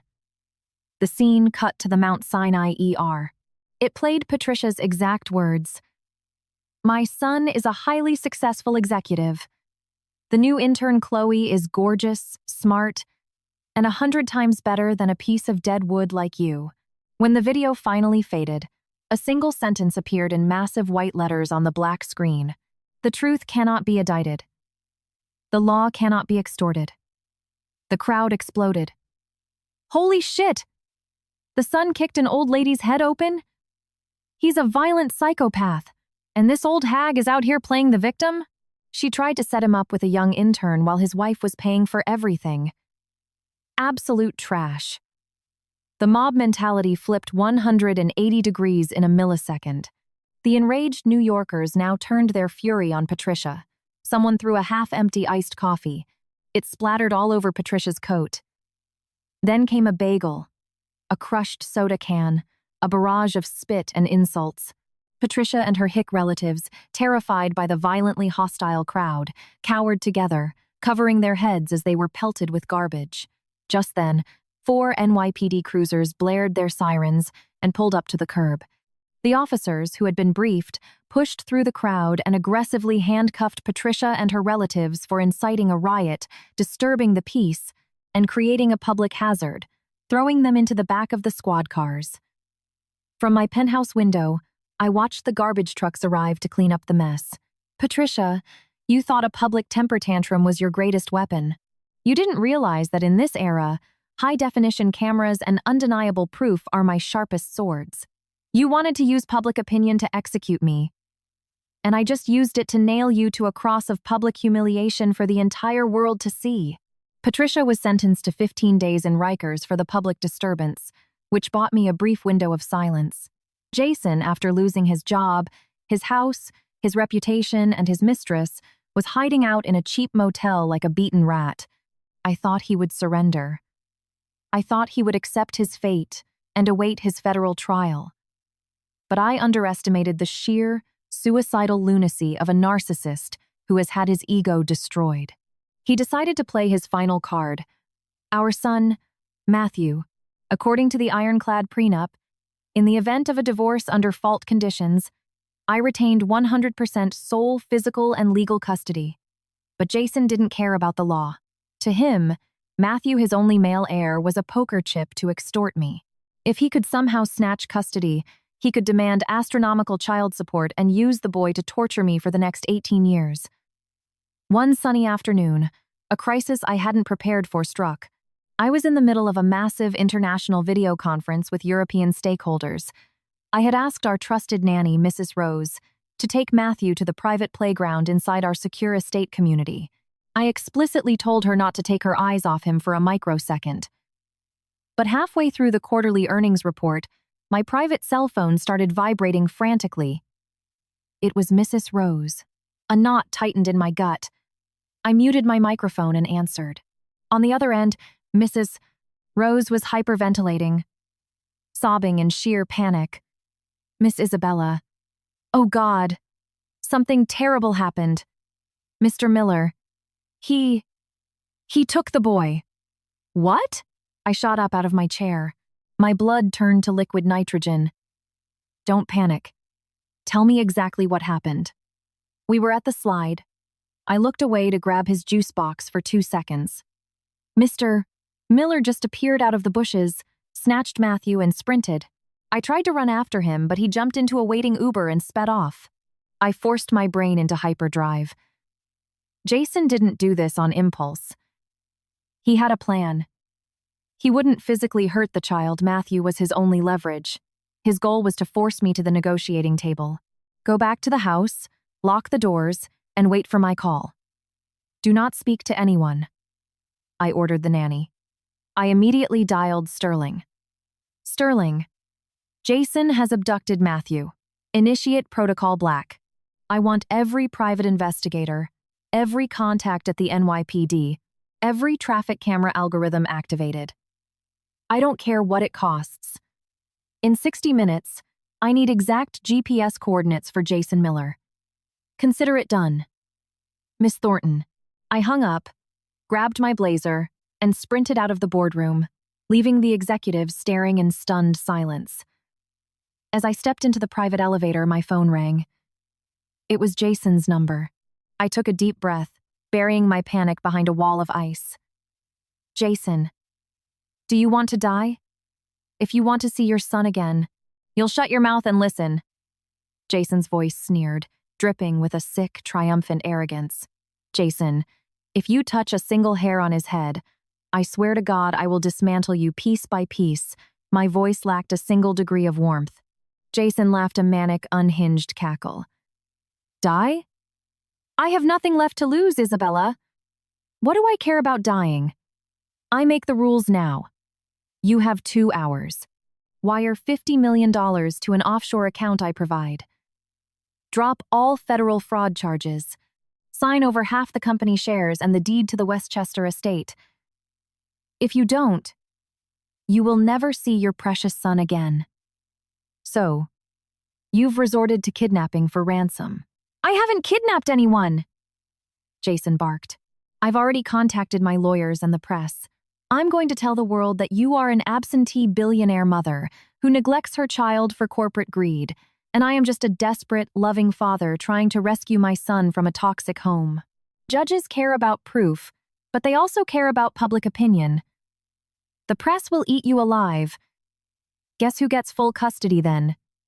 He was trying to wage a media war. He thought that by playing the heroic father rescuing his son, he could manipulate family court and extort me forever. Jason, I said, standing in the glass elevator, looking down at the crawling Manhattan traffic. Do you truly think you've won? I suggest you bring him back right now. If you don't, the price you pay today will be beyond your darkest nightmares. Save the threats. Those are my terms. I'll text you the routing numbers. He hung up. I closed my eyes, forcibly suppressing the violent storm in my chest. Panic and rage were poisonous snakes trying to bite my logic, but I knew I had to remain absolute zero. The crazier Jason got, the colder I had to be. My phone buzzed. It was Sterling. Miss, we have him. The Uber dropped them off at the Willow Grove Academy, an ultra-elite private preschool on the Upper East Side. He just walked inside with the boy. A preschool. I paused. And then his entire pathetic strategy clicked into place. Willow Grove was famous for its open nature pedagogy. Jason took him there to find a secure, highly visible place where he could stage a photo shoot. He was going to take photos and videos of them playing together to submit to family court as proof of their unbreakable father-son bond to support his media narrative. Perfect. A lethal smile touched my lips. Sterling. Call Attorney Harrison. Tell him to mobilize the entire litigation team and meet me at Willow Grove Academy with the master evidence binders. Then, contact the Metro desks of the New York Times, CNN, and every major local affiliate. Tell them Isabella Thornton is holding an impromptu live press conference outside Willow Grove Academy in 20 minutes regarding a major corporate and family scandal. Miss, what are you planning? Jason wants to fight a media war? I stared out the glass doors of the lobby as my bulletproof Escalade pulled up. Then we give him a war. I am going to obliterate his reputation on the exact stage he built for himself. I'll make sure he can never show his face in civilized society again. On the pristine AstroTurf playground of Willow Grove Academy, Jason was sweating through his shirt, desperately trying to play the perfect father. 1 minute he was pushing Matthew on the swings. The next he was dragging him down the slide, plastering a fake, exaggerated smile on his face. He had even bribed a passing nanny with $100 to record them on his iPhone from various angles. Matthew, being a toddler, was initially confused, but easily distracted by the expensive new playground equipment, and eventually started giggling. Seeing the boy smile for the camera, Jason felt a surge of ultimate victory. He was convinced that uploading these clips to Twitter and Instagram with a sob story about a power-hungry wife stealing my son would turn the tide. He was already fantasizing about the massive child support checks he would force me to pay. While he was lost in his delusions, a massive commotion at the front gates shattered his fantasy. A fleet of 6 black SUVs swarmed the curb. Dozens of men in dark suits Harrison's legal team and my private security poured out, immediately securing the perimeter. Seconds later, 3 satellite news vans screeched to a halt. Reporters armed with heavy cameras and boom mics swarmed the iron gates like sharks smelling chum. Jason stood paralyzed on the turf, clutching Matthew to his chest, utterly baffled by the invasion. A black Rolls-Royce glided to the center of the chaos. The door swung open, and I stepped out, dressed in an immaculate, commanding white suit. "Isabella!" Jason screamed, his face contorting in panic. He instinctively squeezed Matthew tighter and backed against the playground fence, trying to project authority. "What the hell are you doing? Are you trying to take him by force? There are cameras everywhere. If your goons step foot in here, I'm calling the FBI." I didn't even look at him. I walked directly to the cluster of microphones the press had hastily set up on the sidewalk. "Members of the press, thank you for arriving so quickly." I took a microphone handed to me by a bodyguard, my voice ringing out with absolute crystalline authority. "I called you here today because the man standing behind that fence, my soon-to-be ex-husband Jason Miller, has unlawfully abducted my son. Furthermore, he is attempting to defraud the public and the judicial system by staging a fake PR stunt to secure custody and extort my company." My words ignited a firestorm of camera flashes. The lenses immediately pivoted to Jason, who looked like a deer caught in the headlights of a freight train. He never expected me to nuke the situation so publicly. "She's lying!" Jason shrieked, pressing his face near the iron bars. "I didn't kidnap anyone. I just missed my son and took him to the park. She's the monster. She's using her billions to keep a loving father away from his boy." I smiled coldly and gave a slight nod to Attorney Harrison. Harrison stepped to the microphones and began aggressively distributing thick, glossy dossiers to every single journalist. "Ladies and gentlemen of the press, please open the packets." Harrison boomed. "Inside, you will find irrefutable, court-admissible evidence of severe domestic violence inflicted by Mr. Cortens, Jason Miller, against Miss Thornton's elderly mother. This includes Mount Sinai medical reports, NYPD police reports, and unedited 4K video footage of the assault occurring at the Plaza Hotel." The journalists gasped, frantically flipping through the pages. "But that is not all." Harrison continued seamlessly. "Page 4 contains bank records, wire transfers, and digital communications proving Mr. Miller committed corporate embezzlement, siphoning hundreds of thousands of dollars from Apex Tech Solutions to fund a lavish lifestyle for his two-year-old mistress. The Manhattan District Attorney has already been briefed." And finally, Harrison pointed to the back of the packet. "Under the terms of their notarized prenuptial agreement, due to Mr. Miller's documented infidelity and felony abuse, Miss Thornton retains immediate, sole, unchallengeable custody of the child. Mr. Miller has zero legal rights to that boy. What you are witnessing today is not a father playing with his son. It is a desperate felon committing custodial interference and extortion." The hammer blows of irrefutable evidence shattered Jason's heroic dad narrative into a million pieces. The journalists, reading the horrifying details of the Plaza assault and the fraud, turned their cameras back on Jason. Their expressions shifted from journalistic curiosity to sheer, unadulterated disgust. "Oh my God. He fractured an old lady's skull? And he wants custody? He stole company money to buy a Birkin for his side piece. What a disgusting sociopath, using his kid as a human shield." The public narrative violently collapsed on Jason. He stood trapped against the playground fence, holding a crying Matthew, bombarded by flashes and disgusted shouts from the reporters. He was stripped naked in front of the world. "It's a lie! She fabricated all of this! She bought the lawyers!" Jason screamed, his voice cracking in sheer desperation. But his cries were drowned out by reporters shouting aggressive questions about his federal indictments. At that moment, the preschool administrators, horrified by the scandal unfolding on their property, rushed out. When my security team calmly presented them with the sole custody court order signed by a judge just 20 minutes prior, the headmaster went pale. To avoid liability, the preschool staff intervened. With the help of my guards, they firmly but safely extracted Matthew from Jason's loosening, defeated grip and brought him out the gate to me. The second Matthew was in my arms, the iron band crushing my chest finally released. I buried my face in his neck, breathing in his familiar scent, my eyes burning with suppressed tears. Having lost his absolute final bargaining chip, Jason completely shattered. Like a rabid dog, he grabbed the iron bars of the gate, spitting curses and screaming death threats at me. I didn't give him a second glance.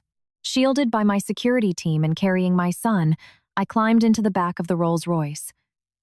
As the massive engine purred and we pulled away from the curb, I knew Jason's life in society was officially over.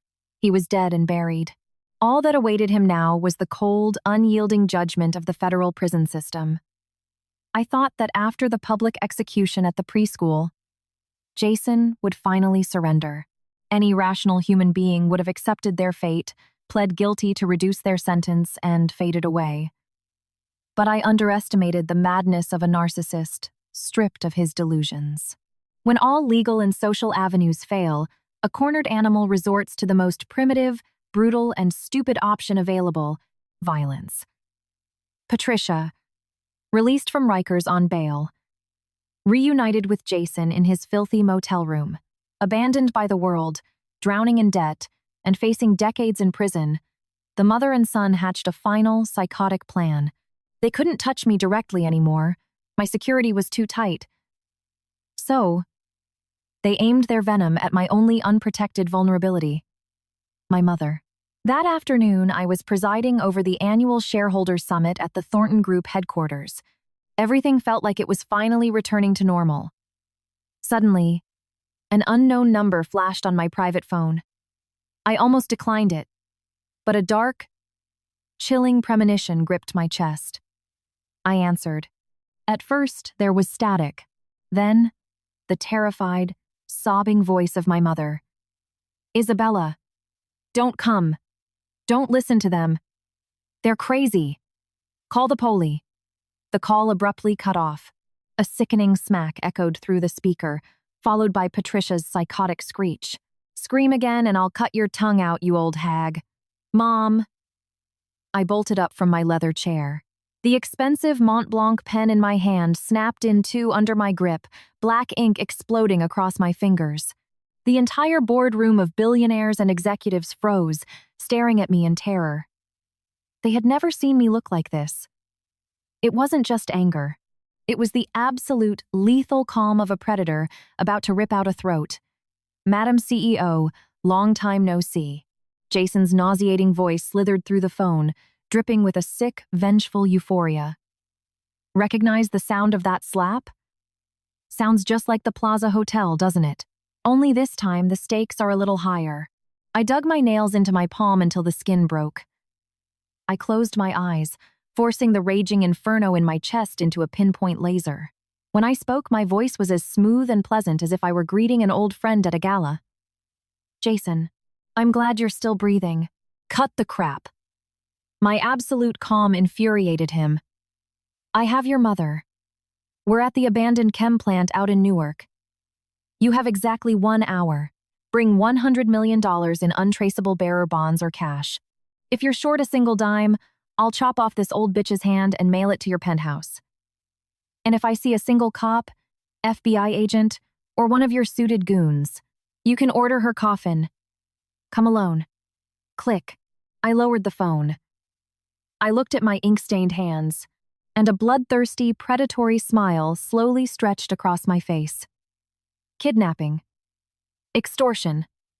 Jason, you finally crossed the Rubicon. Did you think this was your masterstroke to turn the tables? You didn't realize you just handed me the exact legal and moral justification I needed to personally send you to hell. "The summit is suspended indefinitely," I announced to the pale executives. I strode out of the boardroom, my aura radiating such intense, suffocating violence that the two armed guards at the door instinctively took a step back. I pulled out my phone and dialed Sterling. My voice was a flatline. "Sterling, have my tactical SUV brought to the private garage. We are not calling the NYPD. Destination." the abandoned chemical plant in Newark. I paused, letting the cold air fill my lungs. And Sterling? Retrieve my old gear from storage. The equipment from my time overseas. It seems people have forgotten how I earned that championship belt. Yes. Isabella Thornton, the billionaire CEO, had a past very few people knew about. Before my father tracked me down and brought me into the corporate empire, I spent my late teens surviving in the brutal, underground MMA circuits of Eastern Europe. I fought in cages covered in chicken wire to pay rent. I hadn't stepped into an octagon in years. Today, Jason and his garbage mother were going to get reacquainted with that version of me. They were going to learn, in their own blood, exactly how terrifying a daughter can be when you touch her mother. The abandoned Newark chemical plant loomed like a rotting steel corpse against the gray sky. Massive, rusting, cooling towers looked like tombstones.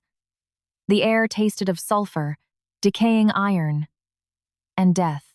I drove my black, armor-plated SUV over the cracked concrete, the tires crunching loudly. Looking in the rearview mirror, there were no tailing cars. I appeared completely alone. But I knew an invisible net had already been cast over the entire grid. Miss? Sterling's calm voice crackled in my earpiece. Overwatch snipers are in elevated positions. Thermal drones indicate 7 hostile heat signatures inside the main warehouse. 1 is tied to a chair. Vital signs are elevated but stable. All exits are locked down. Hold fire unless I am compromised, I replied icily, staring at the rusting corrugated doors. This is personal. I am ending this myself. Copy. Copy that, miss. I parked 100 yards from the entrance and killed the engine. The silence was heavy. I stripped off my Chanel blazer and tossed it onto the passenger seat. Underneath, I wore a skin-tight, black tactical combat suit that clung to my athletic frame. I pulled my hair into a tight, high ponytail, wrapped my knuckles in athletic tape, and laced up my combat boots. I wasn't the CEO right now. I was the cage fighter. I grabbed a heavy black Halliburton aluminum briefcase from the back seat and walked toward the yawning mouth of the factory. The case didn't contain $100 million. It was packed with phone books. Handing money to rabid dogs only feeds their rabies. The only cure for what Jason had was catastrophic physical pain. You got here fast. The second I stepped into the cavernous, shadowy warehouse, Jason's grating voice echoed from the catwalk above. I looked up. Jason, looking like a skeletal meth addict with sunken, psychotic eyes, was hiding behind a rusted railing. In his shaking hand, he held a 6-inch hunting knife. Below him, in the center of the concrete floor, my mother was tied tightly to a metal chair. Her mouth was duct-taped, and her face was swollen and purple from being repeatedly slapped. Seeing me, my mother shook her head frantically, screaming through the tape, begging me to run. Seeing the bruised, bleeding skin on my mother's face made the bloodlust inside me scream, but my face remained carved from marble. I brought the money. I held up the heavy briefcase. 100 million. Let her go. Open it. Show me the cash, Jason shrieked, paranoia dripping from every word. I smiled coldly, dropped the case on the dusty floor, and snapped the locks open. Inside, stacks of crisp $100 bills. The top layer was real, courtesy of Sterling. Gleamed in the dim light. Jason's eyes dilated with pure, intoxicating greed. Good. Good. You're a smart girl. He smirked maliciously and whistled into the shadows. All right, boys, come on out. Meet our golden goose. From behind the rusting vats and pillars, 5 massive, heavily tattooed men stepped into the light. They were carrying steel pipes, crowbars, and a machete. These were the cheap, violent mercenaries Jason had hired with whatever cash he had left.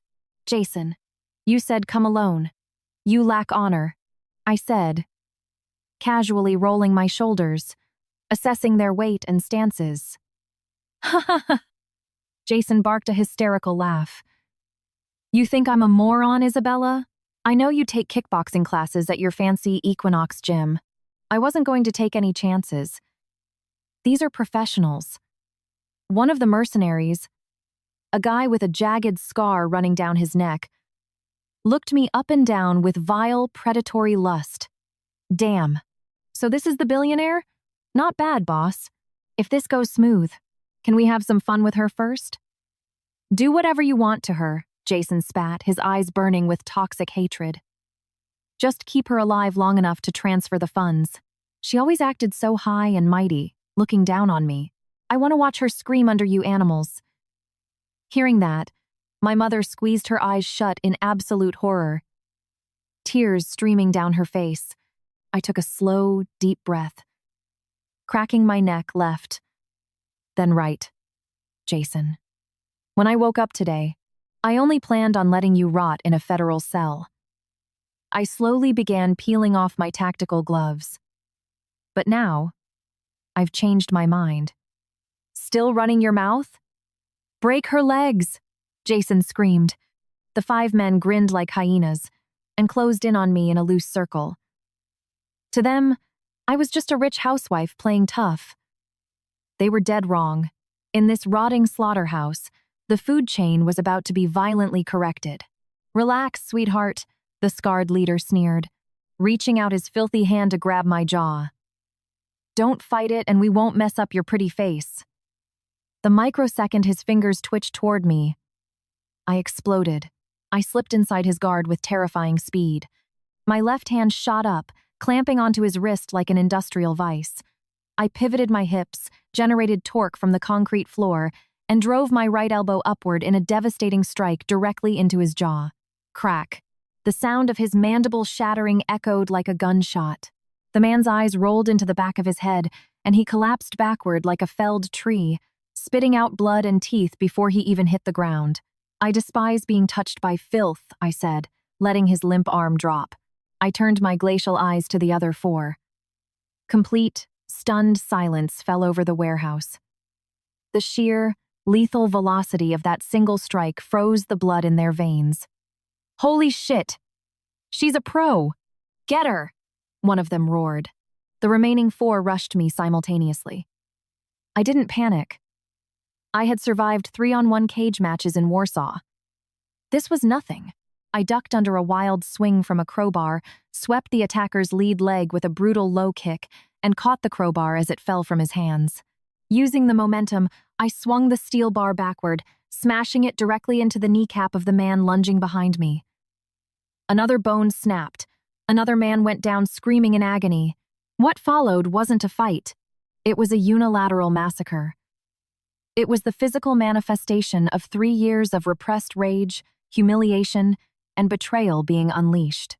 I grabbed one mercenary by the back of his head and drove my knee repeatedly into his ribs until I felt them cave. The last man, panicking, swung the machete wildly. I sidestepped the blade, grabbed his extended arm, locked it over my shoulder, and snapped his elbow backward with a sickening crunch. I finished him with a spinning heel kick to the temple that sent him crashing through a rotted wooden crate. In less than 90 seconds, 5 massive men lay groaning, bleeding, and unconscious on the concrete. The metallic scent of blood hung heavy in the air. I stood in the center of the carnage, my chest heaving slightly, my knuckles stained crimson. Only Jason and I were left conscious. Jason was backed against the catwalk railing, his face a mask of absolute, paralyzing terror. He couldn't comprehend how the quiet, subservient wife who used to cook him dinner had just systematically dismantled 5 armed killers with her bare hands. "Stay away from me. Stay back," he shrieked in a high-pitched panic as I slowly began walking up the metal stairs toward the catwalk. The heavy thud of my combat boots on the steel grating sounded like a countdown to his execution. Driven by sheer panic, Jason sprinted down the catwalk stairs, grabbed the back of the chair my mother was tied to, and pressed the hunting knife hard against her throat. "Stop. Take one more step and I'll slice her open. I swear to God I'll do it," he screamed. his hands shaking so violently that the blade nicked my mother's skin. A bead of blood rolled down her neck. I stopped instantly. Jason, are you even a man? Hiding behind an elderly woman? Shut up. Kick the briefcase over here and get me a fueled car. Or we all die right here? I slowly raised my hands in a gesture of surrender. Okay, nobody moves. Don't do anything stupid. As I spoke, my thumb subtly brushed against a heavy titanium ring on my right index finger. It wasn't jewelry, it was a military-grade strobe emitter. I'll give you more money. $10 million. You can flee to a non-extradition country. Think about it, Jason. Beaches. Mansions. Women. I kept my voice low, hypnotic. For a fraction of a second, Jason's eyes flickered with greed and hesitation. That was all I needed. Look at me! I shouted, pressing the trigger on the ring. A blinding 10000 lumen strobe flash exploded directly into Jason's dilated pupils. It was like staring into the sun. AARGH, my eyes! Jason screamed, dropping his grip on my mother to claw at his blinded face. I launched myself off the stairs. The 10 feet separating us vanished. Before his vision could clear, my hands shot out like vipers, grabbing his wrist, the one holding the knife. I twisted violently, applying maximum leverage. Snap! I snapped his wrist entirely backward. The bone audibly broke. Jason let out an ungodly shrieking howl as the knife clattered to the floor. Without breaking momentum, I drove the steel toe of my boot directly into his kneecap, shattering the joint. Jason collapsed to the floor, writhing and screaming in unimaginable agony. I stepped over his broken body, pulled a combat knife from my boot, and sliced the duct tape and ropes binding my mother. Mom, it's over. You're safe, I whispered, pulling her into a fierce embrace, my cold facade finally breaking. Once my mother was secure, I turned back to look down at Jason. At that exact moment, the deafening wail of police sirens flooded the compound. Dozens of FBI agents and heavily armed SWAT operators stormed the warehouse. Assault rifles raised, sweeping the area. Behind them came Sterling, a swarm of paramedics, and Attorney Harrison. Jason, seeing the police, miraculously found the strength to drag his broken body toward them, crying hysterically. Help me! Save me! That woman is a psychopath. She tried to murder me. Look at what she did. The SWAT commander looked at the 5 broken mercenaries groaning on the floor, looked at me standing calmly by my mother, and then looked down at Jason. He pulled out a pair of heavy steel handcuffs. Jason Miller, you are under arrest for aggravated kidnapping, extortion, and attempted murder. You have the right to remain silent. Jason froze. He looked at the handcuffs, then looked up at my dead, emotionless eyes. The reality finally crushed him. He had lost. He had lost absolutely everything. He broke down, sobbing uncontrollably, begging the cops for mercy. I crouched down next to him, leaning in close so only he could hear. Don't worry, Jason. Federal prison will be an enlightening experience. I hear the inmates have a very special greeting for men who beat up elderly women. I've already made some financial contributions to ensure you are taken very good care of. You're going to live a long time, just so you can regret being born every single day. Jason's eyes widened in sheer, abject horror. His body violently convulsed, and a foul smell began to emanate from his trousers as he lost control of his bladder. Get this garbage out of here, the commander ordered in disgust. 2 agents dragged him out by his armpits, his screams of pure despair echoing through the rusted factory. With Jason in federal custody, the nightmare ended. I rode in the back of the ambulance holding my mother's hand. The trauma surgeons at Mount Sinai confirmed she only suffered superficial bruising and severe shock. My heart finally settled back into its place. Jason's trial was a bloodbath, Facing the insurmountable mountain of evidence, Attorney Harrison provided the kidnapping, the embezzlement, the domestic violence, the extortion. His public defender stood no chance. The federal judge, thoroughly disgusted by Jason's actions, threw the book at him. He was sentenced to 25 years in a maximum security federal penitentiary without the possibility of parole. I kept my promise. He would live, and he would pay for his sins in a concrete cage every day for the rest of his miserable life. The Miller family was annihilated, but there was one piece of trash left to sweep up. Patricia. Because she had orchestrated the kidnapping but hadn't physically held the knife, and due to her advanced age, she managed to plea bargain. After putting on a spectacular theatrical performance of fake dementia and weeping in front of the jury, she was handed a 5-year suspended sentence and extreme probation. When she walked out of the courthouse, she looked like she had aged 20 years. Her hair was stark white, her face deeply lined. Her son was in federal prison. Her daughter was in state prison. She had schemed her entire life to climb the social ladder, and she had ended up completely destitute. She had nowhere to go. Her trailer back in her hometown had been repossessed, and her relatives, terrified of my retaliation, completely ghosted her. In her twisted, desperate mind, she thought of me. She thought of the Westchester estate. Perhaps she harbored some delusional fantasy that, for the sake of Christian charity, or because she was technically the grandmother of my child, I would take pity on her and let her live in the guest house. She dragged her exhausted body miles from the train station to the gated community, but when she finally limped up to the estate, she saw the massive wrought iron gates had been changed. The brass plaque that used to read the Miller residence now proudly read the Thornton Estate. She pressed the intercom button. A stern, uniformed housekeeper walked down the driveway, looked at Patricia's filthy clothes with open disdain, and asked, "Who are you looking for?" I'm looking for Isabella. I'm her mother-in-law," Patricia croaked. The housekeeper scoffed. "Miss Thornton is legally divorced. She has no mother-in-law. Leave the premises immediately before I release the security dogs." "Wait," Patricia screamed, grabbing the iron bars. "Isabella, I know you're in there. Come out. You can't be this heartless. I'm Matthew's grandmother. You can't let me die on the street." Her wailing attracted the neighbors again. I was sitting in my second-floor study, reviewing corporate contracts. I heard her shrill voice. I put my pen down, walked to the window, and looked down at her putting on her final performance. I didn't go down. I didn't tell the guards to release the dogs. I just picked up my phone and called Sterling.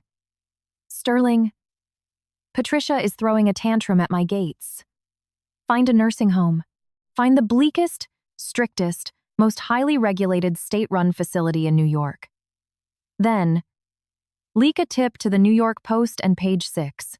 Tell them Isabella Thornton, in an unprecedented act of Christian forgiveness, has agreed to fully fund her ex-mother-in-law's lifetime care to ensure she doesn't freeze on the streets." "Miss Thornton, do you mean—" Sterling understood my ruthlessness instantly. "She loves playing the victim, doesn't she? She loves a stage." I smiled a frozen smile. "I'm giving her a permanent stage. I'll make sure she spends the rest of her life trapped in a fluorescent-lit hellhole, playing the role I designed for her. I'll make her beg for death every day." 30 minutes later, a black medical transport van, followed by 2 paparazzi vehicles, pulled up to the estate gates. Sterling stepped out. Flanked by 2 massive orderlies in white scrubs, he approached the clinging Patricia with a chillingly polite smile. "Mrs. Miller, Miss Thornton, out of the goodness of her heart, has arranged for your permanent care." He signaled the orderlies. Before Patricia could process what was happening, the 2 massive men grabbed her by the armpits and dragged her toward the van. "What are you doing? Let me go! I don't want to go to a home!" Patricia shrieked in absolute panic. "Please cooperate, Mrs. Miller." Sterling's voice was gentle but carried an iron threat. "Miss Thornton has selected Shady Pines Convalescent Center for you. It is a highly secure, strictly managed facility. perfect for your mental rehabilitation. Miss Thornton has prepaid your room and board for the next 30 years, and she has given explicit medical directives that you receive special, continuous care. He emphasized the words, special care. The paparazzi flashes went off like lightning, capturing the struggling, screaming old woman being loaded into the van. I already knew the next day's headlines. Thornton heiress shows mercy. Funds elite care for destitute ex. Mother-in-law. I wasn't just bankrupting her. I was nailing her to the cross of my own philanthropy. She would live forever on my charity, subjected to the strictest, most soul-crushing care I could legally buy. It was a fate vastly worse than a quick death. "No! I won't go! Isabella, you witch! You'll burn in hell!" Patricia screamed as she was shoved into the back of the van. Her face, twisted in pure terror and impotence, pressed against the tinted glass like a damned soul. From my second-floor window, I watched the van drive away, finally erasing the very last stain of the Miller family from my world. With the Millers eradicated, my life finally found the peace I had bled for. The first thing I did was move my mother and Matthew out of Westchester and back into the Thornton family's ancestral penthouse overlooking Central Park. It was where I grew up. My father died when I was young, and it was my mother who had raised me and held the massive Thornton empire together until I came of age. I had run away from this legacy for a stupid, toxic romance. Now, I had returned. Not as the naive, love-struck Isabella, but as the apex predator of the Thornton Group. My return to the corporate world sent shockwaves through Wall Street. The Thornton Group was a titan. But in my absence, factions of old, arrogant board members had entrenched themselves. During my first executive board meeting, their condescension was palpable. "Isabella, darling, welcome back. But Wall Street is a blood sport. It's not like planning dinner parties. Why don't you take a ceremonial role on the charity board and let us seasoned men handle the heavy lifting?" sneered Vice Chairman Davis, a man with a grandfatherly smile and a snake's heart. They wanted me to be a pretty hood ornament. I listened to them patronize me in silence. When they finished, I looked up, sweeping my gaze across the mahogany table. "Gentlemen, I appreciate your paternal concern," I said, my voice eerily calm.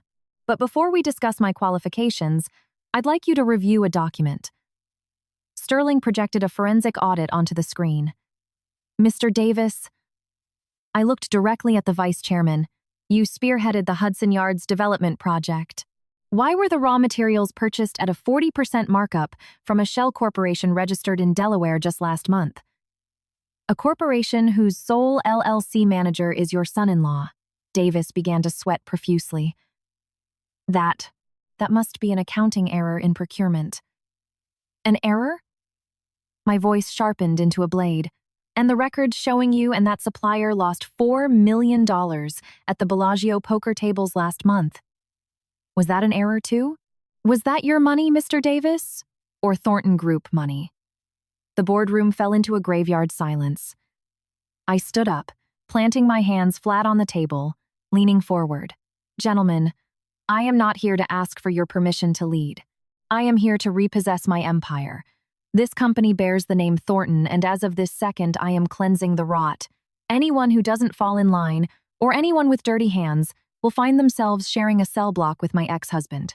The condescension in their eyes vanished, replaced by primal fear. They finally understood they weren't dealing with a spoiled heiress. They were dealing with a warlord who had just returned from a slaughter. Over the next 6 months, I consolidated my power with ruthless efficiency. Corrupt board members were forced into early retirement or handed over to the SEC. The Thornton Group experienced a brutal, highly profitable renaissance. But despite my corporate victories, my heart still ached for one thing: my mother. The humiliation she had suffered at the Plaza Hotel had scarred her deeply. I needed to cure that wound. So, I booked the grand ballroom at the Plaza Hotel, the exact same room where she was assaulted. I threw a massive gala, not for business, but with a singular purpose: to declare to the entire city of New York that Helen Thornton was the most respected woman in the country. I invited the mayor, senators, and every CEO on the Forbes 500 list.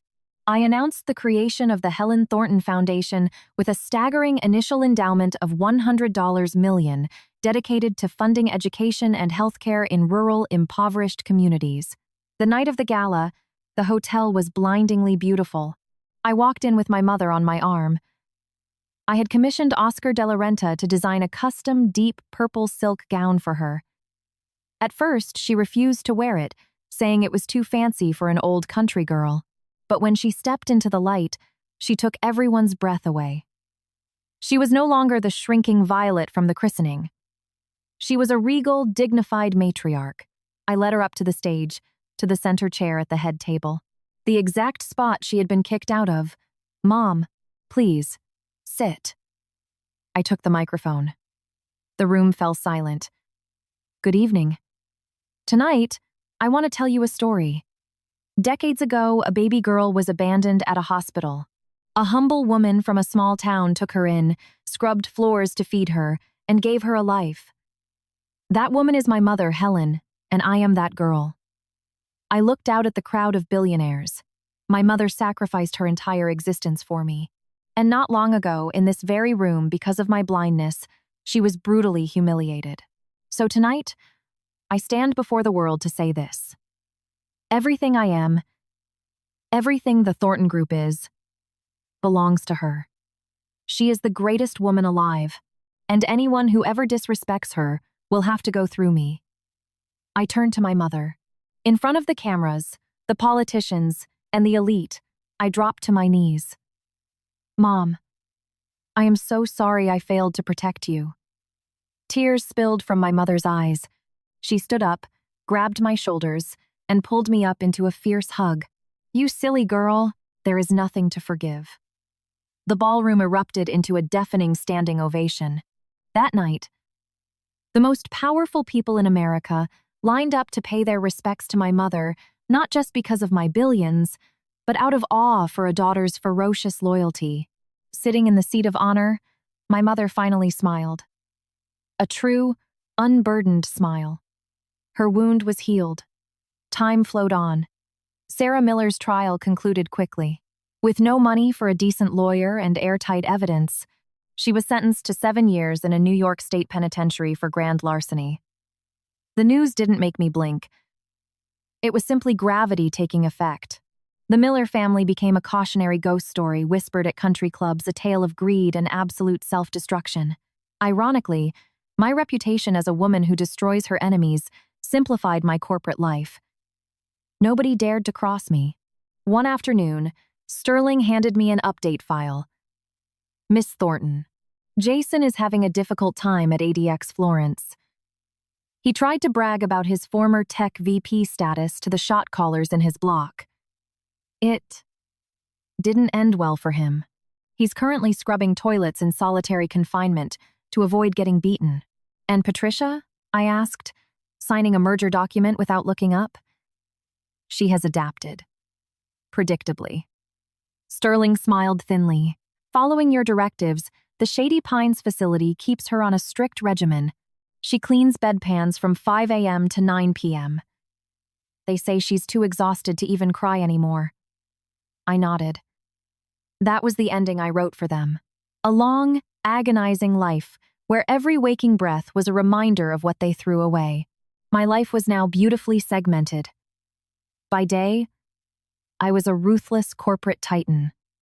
By night, I was just a daughter and a mother. I took walks through Central Park with my mom. She even took up watercolor painting. Most of my heart was dedicated to Matthew. I legally changed his last name to Thornton.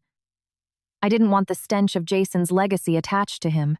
I read to him, traveled the world with him, and instilled in him the values of empathy, justice, and strength. I wanted him to be the exact antithesis of his biological father. When he inevitably asked where his dad was, I told him the truth, simplified for a child. "Honey, you have a father, but he made some very cruel choices, and he hurt people. So now, he is in a timeout for adults, learning how to be a better person." I didn't want to poison the boy with hatred, but I refused to lie to him. On his 5th birthday, I drove him past the Shady Pines Convalescent Center. Through the chain-link fence, we saw an ancient, hunched woman scrubbing a mountain of soiled laundry in the courtyard. It was Patricia, unrecognizable and broken. "Mommy, why is that old lady working so hard?" Matthew asked from his car seat. I looked at him through the rearview mirror. "Matthew, that woman used to live in a beautiful house. But she chose to be very cruel to Grandma Helen and to me. Now, she has to work hard to pay for her mistakes. Always remember, true strength is being kind to people, especially those who have less than you. If you choose to be cruel, the universe will always make you pay the bill." Matthew nodded, his big eyes solemn. "I promise I'll always protect you and Grandma." Tears pricked my eyes. I couldn't choose who fathered him, but I could forge him into a good man. New Year's Eve arrived. The Thornton penthouse was warm, filled with jazz music and the smell of roasting duck. Outside, snow fell softly over the glowing Manhattan skyline. Matthew, covered in flour from helping my mom bake cookies, was giggling uncontrollably in the kitchen. Sterling approached me near the floor-to-ceiling windows. "Miss Thornton, word from the Federal Parole Board. Jason's appeal was unanimously denied. He will serve every single day of his sentence." I sipped my champagne, completely unfazed. They were ghosts to me now. My mother walked over and draped a cashmere shawl over my shoulders. "Are you still thinking about the past, Isabella?" "No, Mom." I smiled, leaning my head against hers. "I'm looking at the future. My life, which had almost been dragged into the mud by a parasitic marriage, had been forged into steel. I learned that respect isn't earned through silent submission. It is commanded through absolute, uncompromising strength.